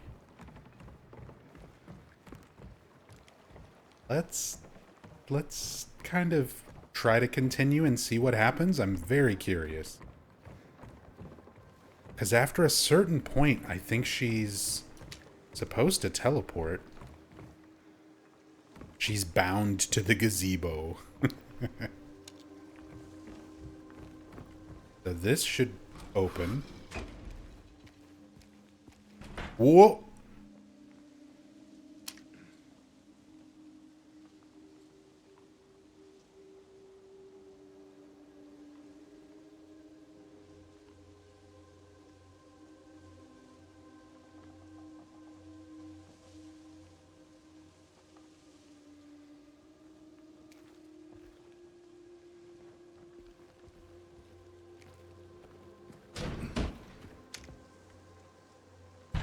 Is she in the ground?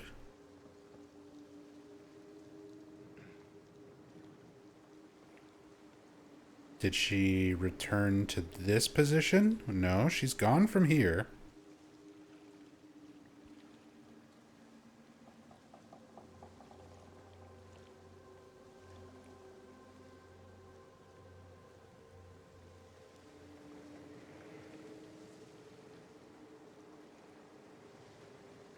Maria? You go. I think she fell into the abyss.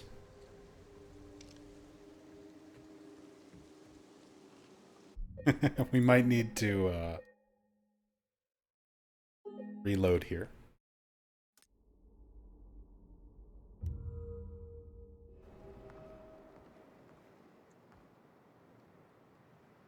All right. How are we feeling, Maria? Oh, she's still got them low poly eyes. 行きましょう。こっちよ。 Yeah, let's go. Okay, we're moving. We're moving past the dock now. Oh no, now the full model's loaded in. I think. Might have some low poly teeth.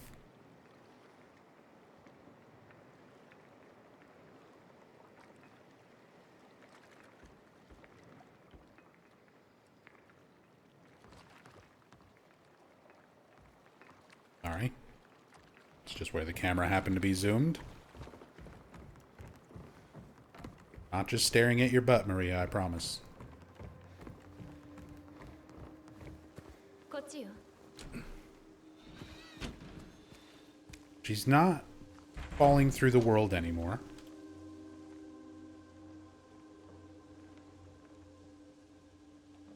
I think we're fine. Oh yeah, some cool details with Maria.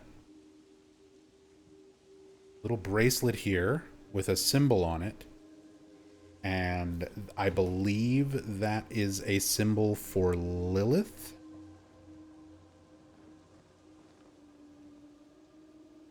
Yes, that is Lilith's glyph. The Lilith symbol, the Black Moon Lilith symbol.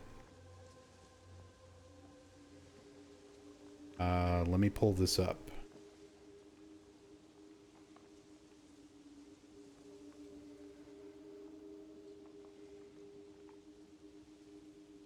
Symbol commonly associated with Lilith in astrology.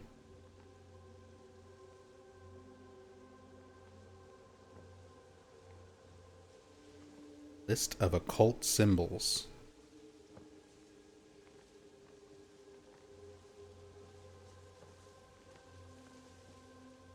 Lilith Black Moon, Sigil of Lilith. Depicts a crescent moon atop a cross with arms of equal length representing mind and matter. In Jewish mythology, Lilith is considered to be the first feminist and first wife of Adam. The sigil of Lilith symbolizes the she-demon, Lilith, who was demonized for rebelling against God's word.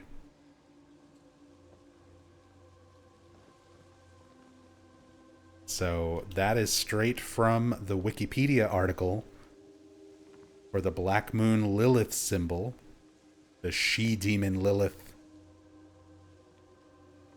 And considering Maria is a manifestation of the town,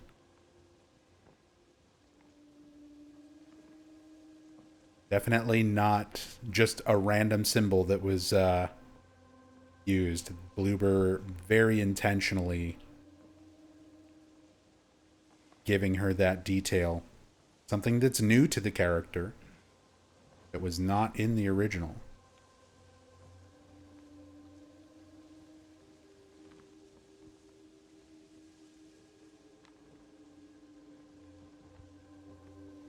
They rendered clear thread. Yeah. You can see the tiny little fasteners. And the, like, clear part of the clear thread of the bracelet. Is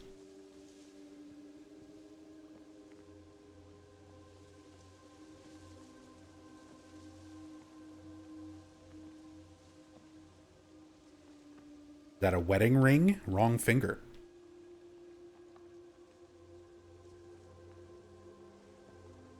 It's just sort of like a plain silver ring.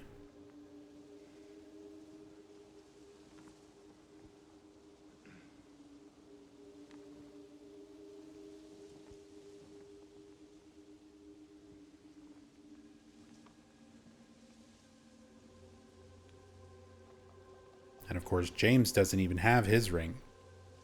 You can see the mark on his finger where it was, on his left ring finger. You hear a clinking noise in the sink at the very start of the game when James is in the bathroom looking at his reflection, presumably where he removes it.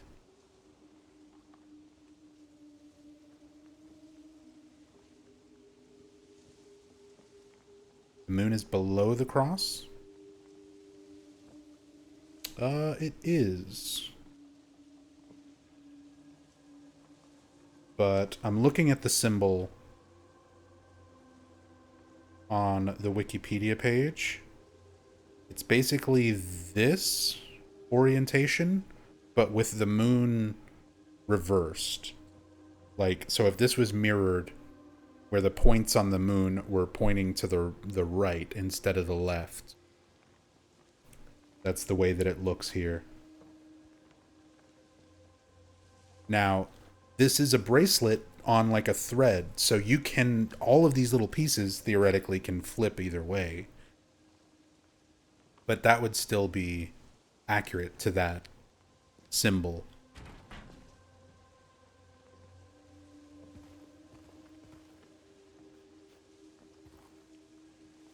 She has the gem on one side. Let's see if she's got...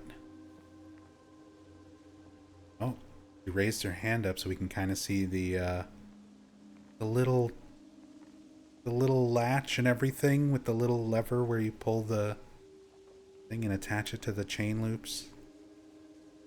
Crazy detail on that. We can clip through and look at the reverse side. Or the paint on the nails is like chipped. Tips of the fingers.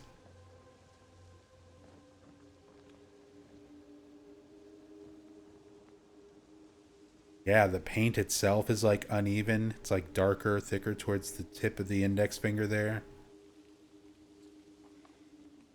Very like elements of realism. Not just a perfectly smooth texture. Oh, there we go. There's the reverse side. There's the reverse side. No gem.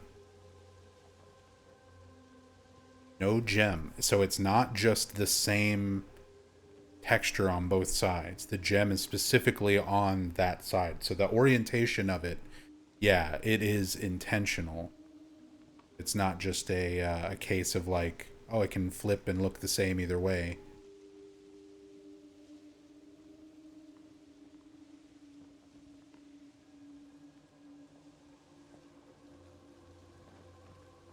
This could have been a single line of black thread, but the Mad Lads rendered the release latch for the connecting chain. Exactly. Oops. Having an empty head moment for Maria. Maria's molars, for anybody who was curious. Or somebody was wondering.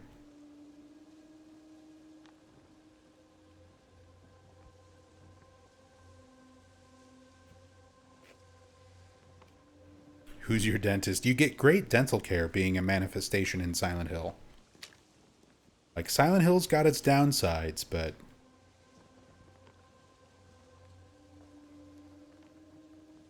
really good health insurance, good dental care for all of its manifestations.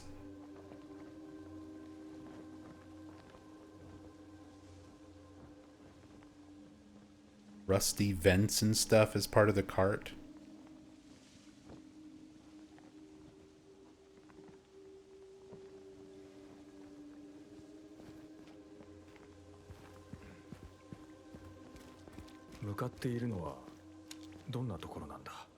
この辺りの若いカップルには特別な場所だった。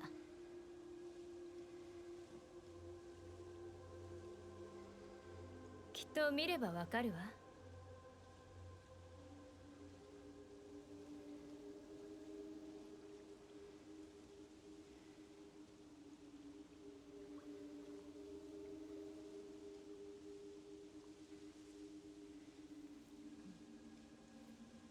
Trying to see, like, some of the changes in these little poses. Oh, look at that face. She keeps looking at her hands and her nails. Like, scrunching her mouth and stuff to the side. Really great facial mocap and acting from Salome Gunnersdottir, her actress. These two goofballs.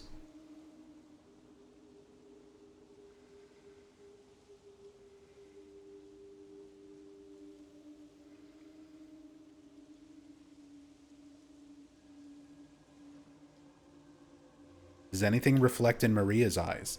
It's the same as James's model.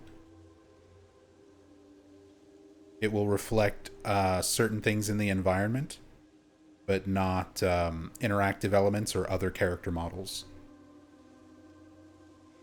The detail in the eyes of these characters too. Like the pattern of the eye itself, the little like red visible lines, veins. I forget what that's. It's not a vein. It's like a capillary. What are those called? Not a doctor. Oh, well, there's the entirety of her eye and inside. The makeup job. The eyeshadow. With the little, like, light flecks in it. Almost not quite glitter, but kind of that similar effect.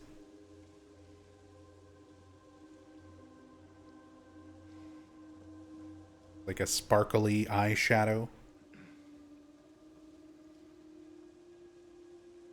Love the, well, these angles. Love the details on the character models.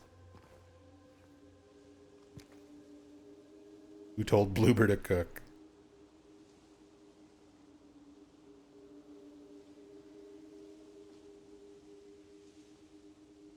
Chair sitting at a table covered in dust with the smudges here. So far from home.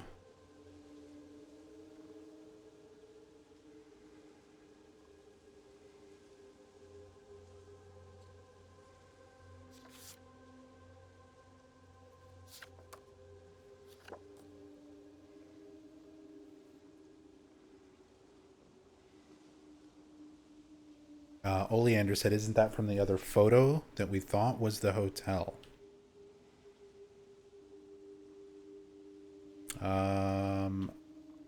Where we were looking at like the wall pattern, what looked like beams and stuff. It looks different to me. This looks like a wooden chair pushed up to like a table. But we can check. That was... Wait, did I not... Did I just zoom in on it with the camera and never actually pick it up? I mean, that sounds like something I would do.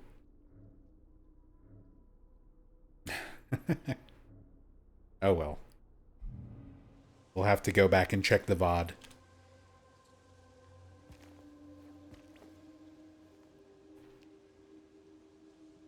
Restart. Yeah. Gotta start the cam hack over. I know we finally, after 8 streams, got through the apartments. The first, like, real area of the game. We gotta start over, though.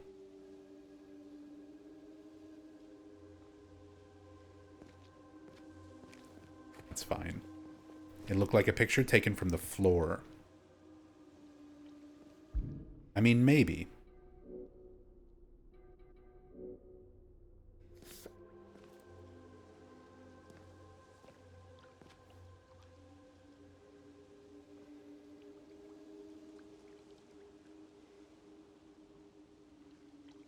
But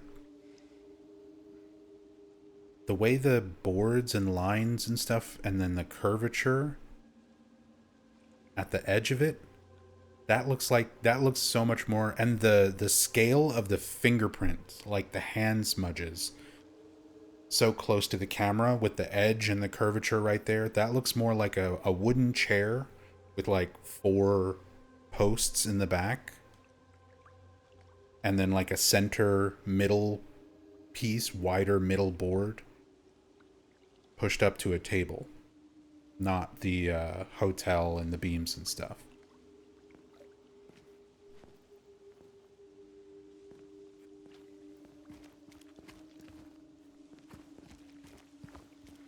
But worth looking at, Oleander. Again, that's kind of the point of this playthrough. We're trying to look at everything, compare everything, consider everything as much as we can.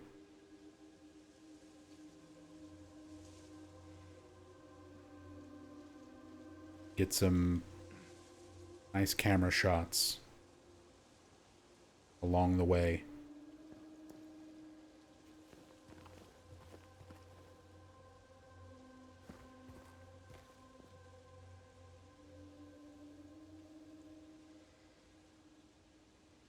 Benches here with the chessboards.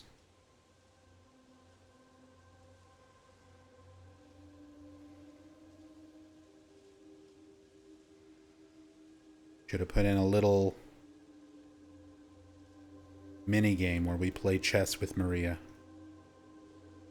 Yep, some more penguin bullets. 10 cartridges, 9mm Dulcibellum. For my... What model is it? It's a Blue Betta. The model 92BT. Blue Betta. 9mm handgun. Not a Beretta. The legally distinct Blue Betta.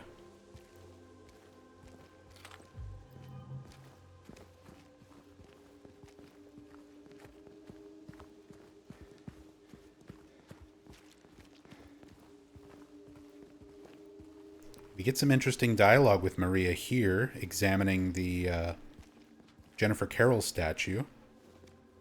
この像はただの女性よ。何の罪もなく殺されたご立派な人たちにね。よくある話。どういうことだ。昔の話よ。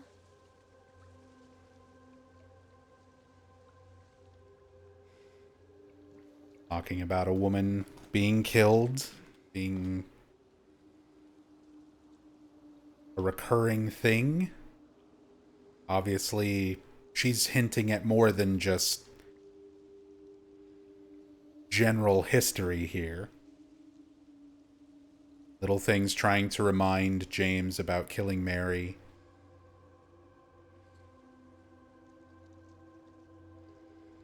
Jennifer Carroll, victim of persecution by the Christians. They even, like, this is blocked out when you try to read it, just the same way as it was in the original game. But I like that the inscription, like if you zoom in on it, you can still make out these blocked out parts of the words. Victim of persecution by the Christians, Jennifer Carroll lived with pride and honor. What happened here shall never be forgotten. Same inscription on the statue as the OG. Again, Jennifer Carroll, one of the early cultists, notable cultists, persecuted by the Christians because of her faith.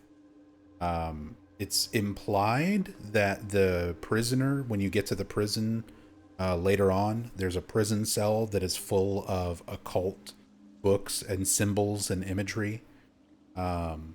And you hear a voice repeating the word ritual. Very, very heavily implied that that may have been Jennifer Carroll's prison cell where she was kept after being persecuted and eventually executed. And then she is regarded as a saint by the cult going forward. And we see a painting, a wonderful painting by Hiroko Usuda in Silent Hill 3 in the Otherworld Church towards the end of the game, depicting Saint Jennifer.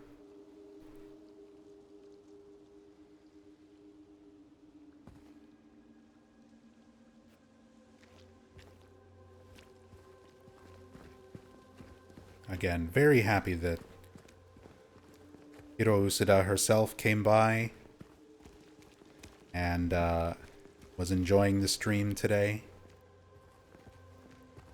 She also streams on Twitch, by the way. She does a lot of art and painting.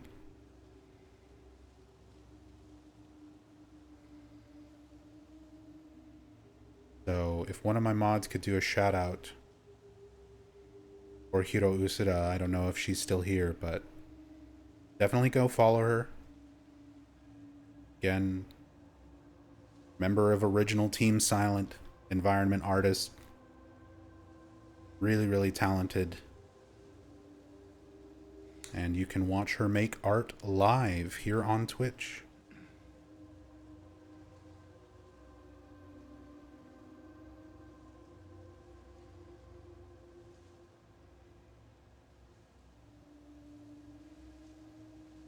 The nutrition drink stuck in the toilet.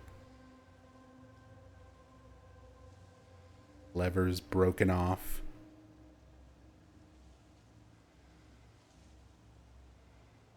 Nothing in that stall. Toilet in this one.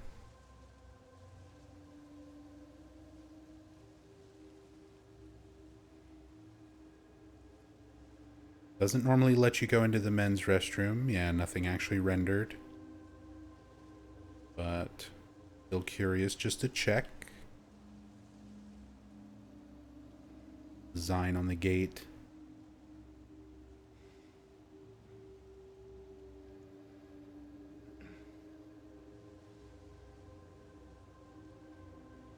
Was that the grate image that we saw in the clock room? There was like a metal grate on that one picture in the clock room that changed every time you add a clock hand. And the last time we saw it, it was just like a perspective angled metal grate. And looking at this now, I think it may have been that. Or at least kind of similar.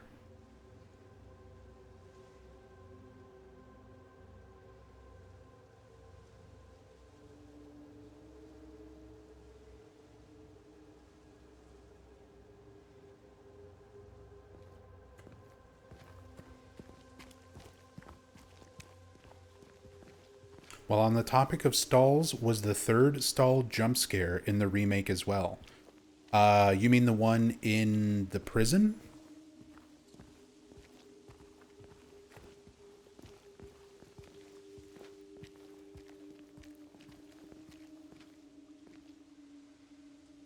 In which case, yes.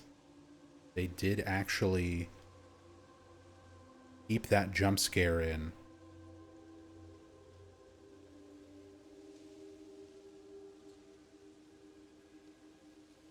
Statues here, a woman and a young girl. Again, supposed to be somewhat symbolic of Mary and Laura. Head missing from the woman.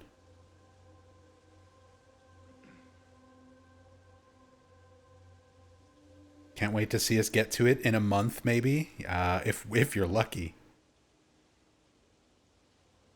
Got a lot of game with a lot of details. And I don't want to rush through this. I know it might seem like I'm spending too much time on certain things or looking at certain things for too much without moving on, but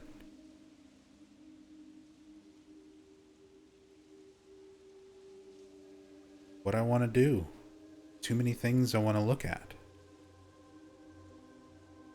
So yeah, we'll eventually get through everything, but this is going to be a very long, very thorough playthrough. And everything that I'm learning about the game along the way, for a lot of people who've been wondering about the story playthrough that was in progress from like 6 weeks ago, from like over a month ago, I've abandoned that playthrough. I'm not good at getting back to playthroughs when there's been that much time since I was last playing it. So it's easier for me to just kind of move on. I'm sorry to everybody who is waiting for that story playthrough to finish up. But after I finish the cam hack playthrough, next thing will be an in-depth story playthrough that includes all of this new stuff that I'm learning and finding from the cam hack.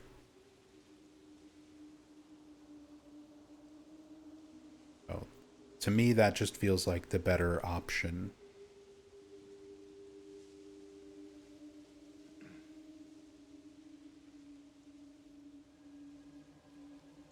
Me, heart, she, carved into the bench. 休みたい？ん？ああ、いや。悪い、ちょっとぼーっとして。いいのよ。もし何か話したいことがあったら話して。ない。さあ、先へ進もう。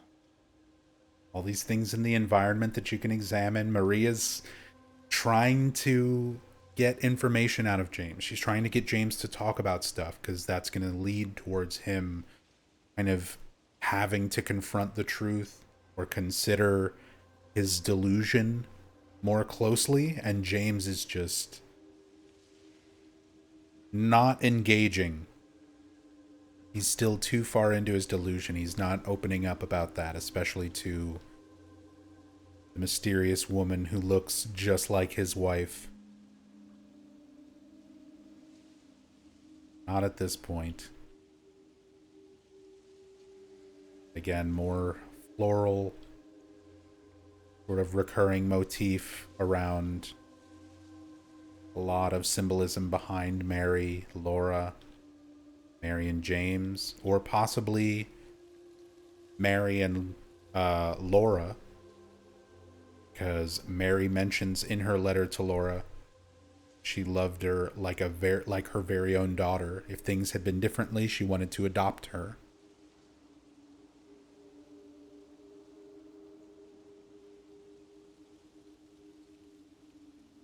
Isn't Maria a force to keep him in the delusion, and Pyramid Head is one trying to get him out? That's the way some people interpret it, but that's not anything that's been like definitively confirmed. And personally, I don't necessarily see it that way. Maria's a manifestation, but like, she has her own will. That's a big part of Born from a Wish in the original game. They go out of their way to show that Maria is manifested by the town. She is given the realization that she's a manifestation, like she is confronted with that knowledge directly.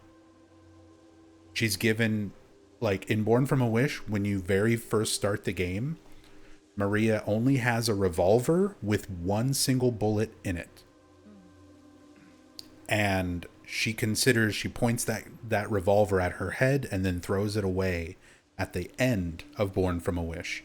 So the town basically creates her, gives her Mary's feelings and memories, gives her her own will to realize all of this about herself, to remember who James is, to know that he's a bad man in her conversation with Ernest Baldwin. And she chooses to continue to live, to continue to exist, to confront James. Like, I don't think she is like Pyramid Head. The way that Pyramid Head has a specific purpose, he doesn't have as much will of his own.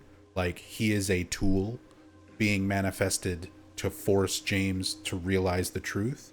Maria's a manifestation, but I don't think she is a tool being used in that same way. I think she's got her own will, her own personal view of things, and her own desires because of that. So I think part of her genuinely is curious to know. She is essentially Mary. She's curious to know how James talks about her after her being gone, how he feels about her, and she's trying to get that information from him. She's trying to engage him and learn, how does he really feel about me? Like, he killed me. Did he hate me? Did he do it out of love? Did he do it out of spite? I think she genuinely wants those answers.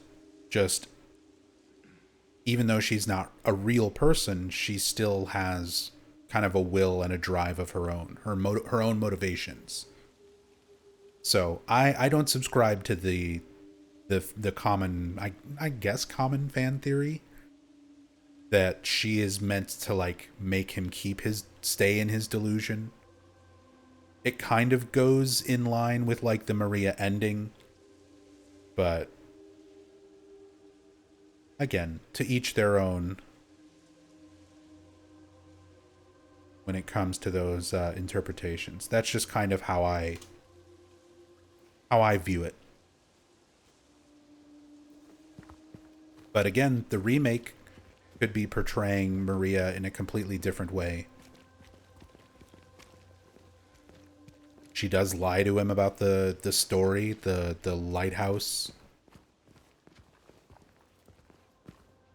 the Lady of the Lake, or whatever the local legend is.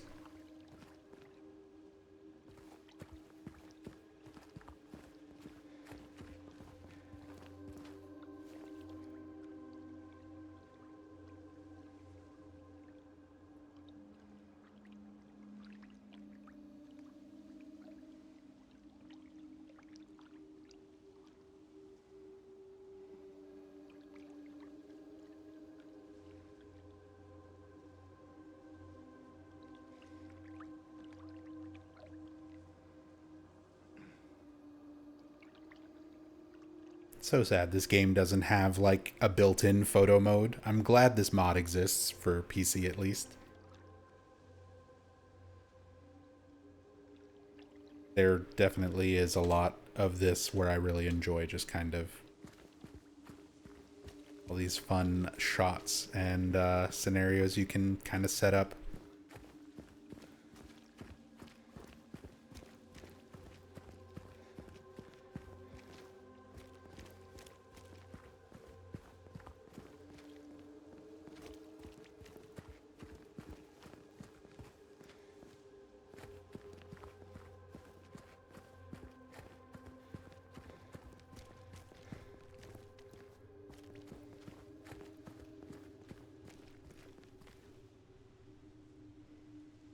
Caught her blinking.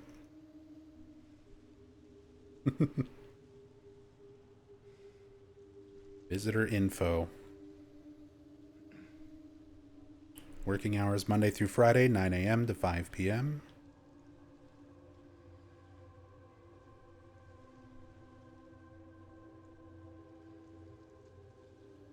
Welcome to Neighborhood Cafe. We've seen that same chalkboard.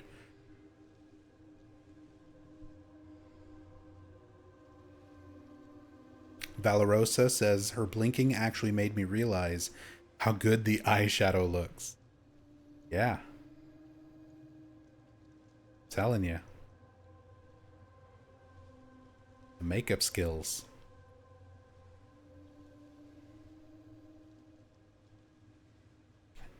Just the attention to detail on the character models is excellent.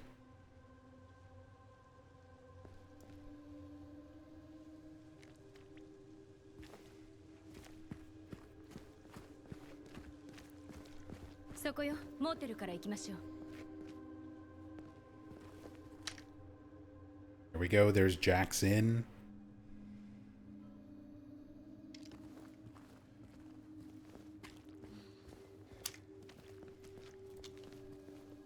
And I actually misspoke earlier when we were looking at the Toluca thing. I was thinking of the other inn from Silent Hill 1. As opposed to this one, which is in the original 2. It's in Remake. It's in Silent Hill 3.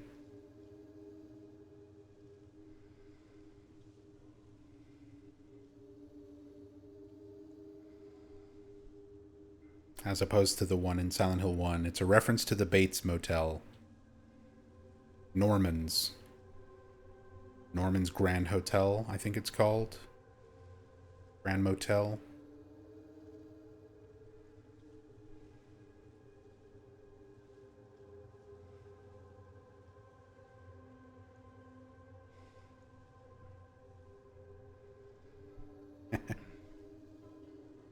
All her little poses. James looking up at the sign for the inn.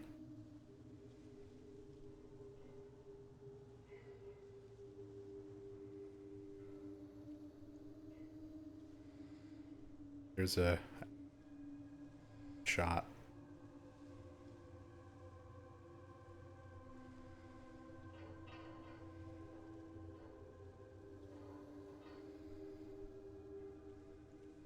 Yeah, she's just bored. She gets very bored walking around with me. I spend too much time looking at stuff.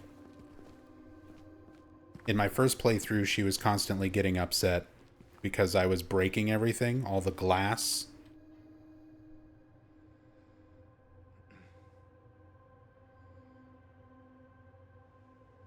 The Woodside Apartments severely flooded.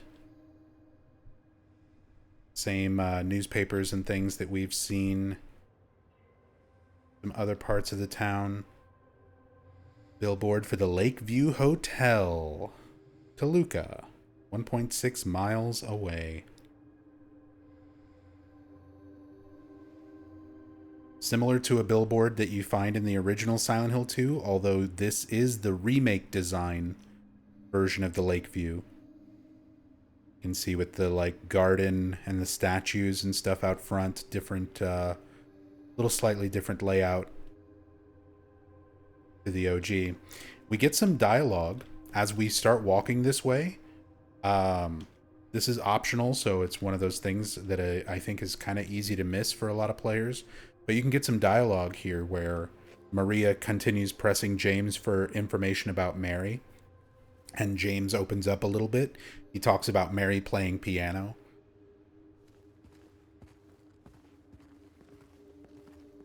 It's like once you hit the billboard.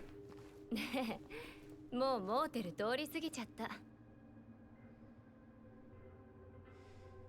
so she gets upset about not going towards the motel first. It's this one.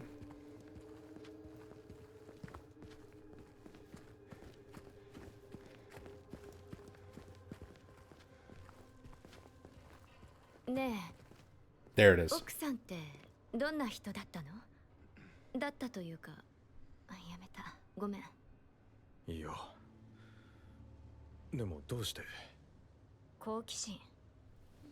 あまり話したくないんだ。あら、なんでよ。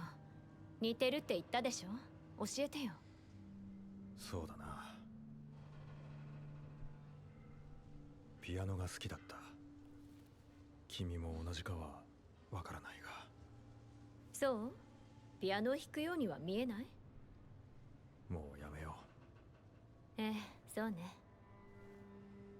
So there's that same information is in the original Silent Hill 2. In Lakeview Hotel, if you examine the piano in the dining area where James meets Laura, she scares him by playing the piano loudly. If you examine it, you get some inner monologue from James where he talks about how Mary used to play piano and he loved to hear her play even though she wasn't particularly good at it. So, incorporating little bits of that information when Maria's pressing James to know more about Mary. Great detail. And I think this dialogue, like I said, is easily missed by a lot of players. Of course, we got the Silent Hill Historical Society Earth Day at Toluca Lake. Story of yesterday on Nathan Avenue.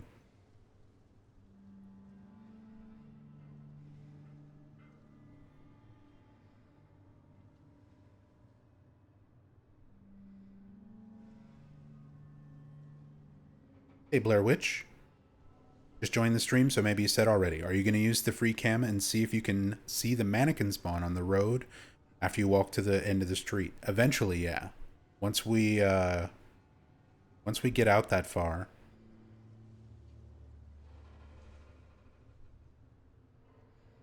Use the cam hack to try and see. I'm fairly certain that there's no animation. They just spawn in those dead mannequin models. They don't fly over the railing like the original game. It's just supposed to be like a little nod, a little reference to that in the OG, but we'll check it to be sure once we get there. Pet Center, Vaccine Clinic, Ease Italian Restaurant, all the billboards. A lot of these recreated billboards that were in the original game. Neighborhood Cafe, rich fragrance, espresso fascinates you. Come to the cafe and taste the heaven.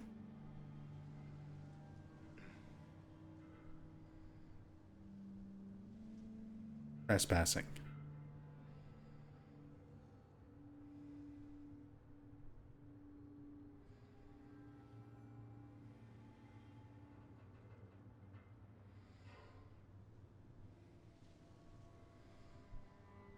The old bus. Is the one with the Russian... Yep. So we saw this at the very beginning.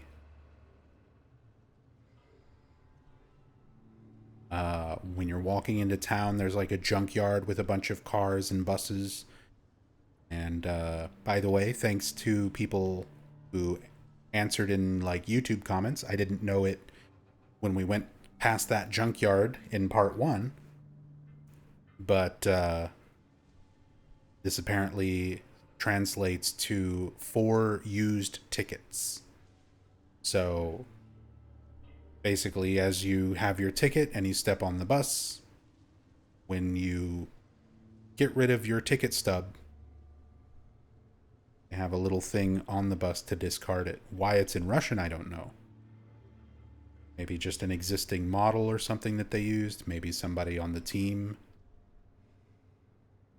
wanted to do that, but yeah.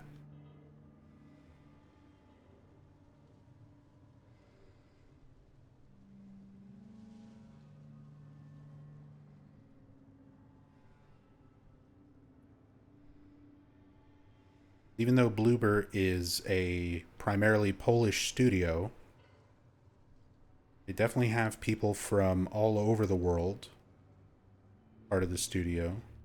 Several of the artists and people just in all branches of the team.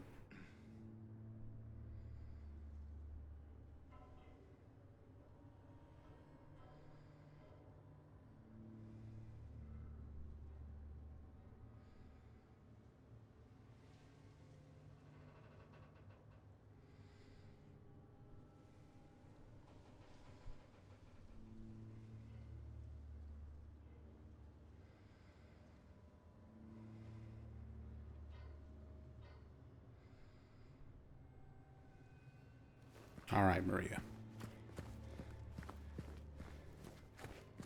We'll go to the inn.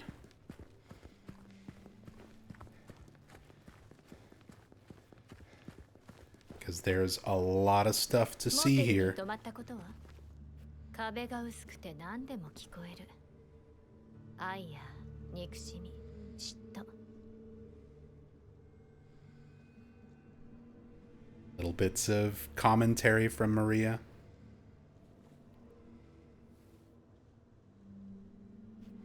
Ever stay in a place like this?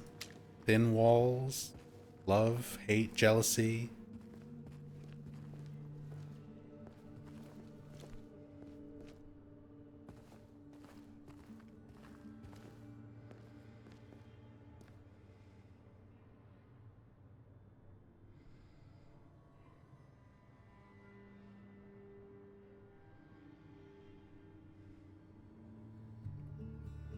Get to see this car model, very similar to, we've seen another one, but very similar to James's car in the original Silent Hill 2. They changed it up a bit for the remake. Original was based on a late 70s Pontiac Ventura, and that's what this car model is a lot more similar to, that very front, pointed angular front end bumper.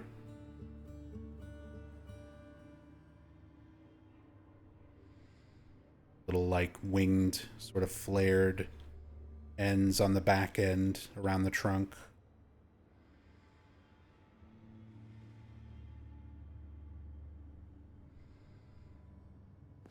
All right. There is a ton of stuff, a lot of details, some specific Easter eggs that are in Jack's Inn, and just a whole nother section of the town that we've got to go explore. But we're going to save that for tomorrow night. For now, we're going to save. ジェームス、大丈夫？ I love that you get Maria's commentary when you go to save. Maria still comments on it. She's like, "Are you all right?" After you save, and then leave this menu. ねえ、どうしたの？立ち尽くしてたけど。ああ、平気だ。That's great. Looked like he froze for a second. Like, the fact that she's seeing him sort of space out and react to the red squares, but she doesn't seem to perceive the square itself. She doesn't know what James is doing. Like, to her perspective, he's just like stopping and staring in space. I love that she's like aware of this happening and actually mentions it to him. Really cool stuff.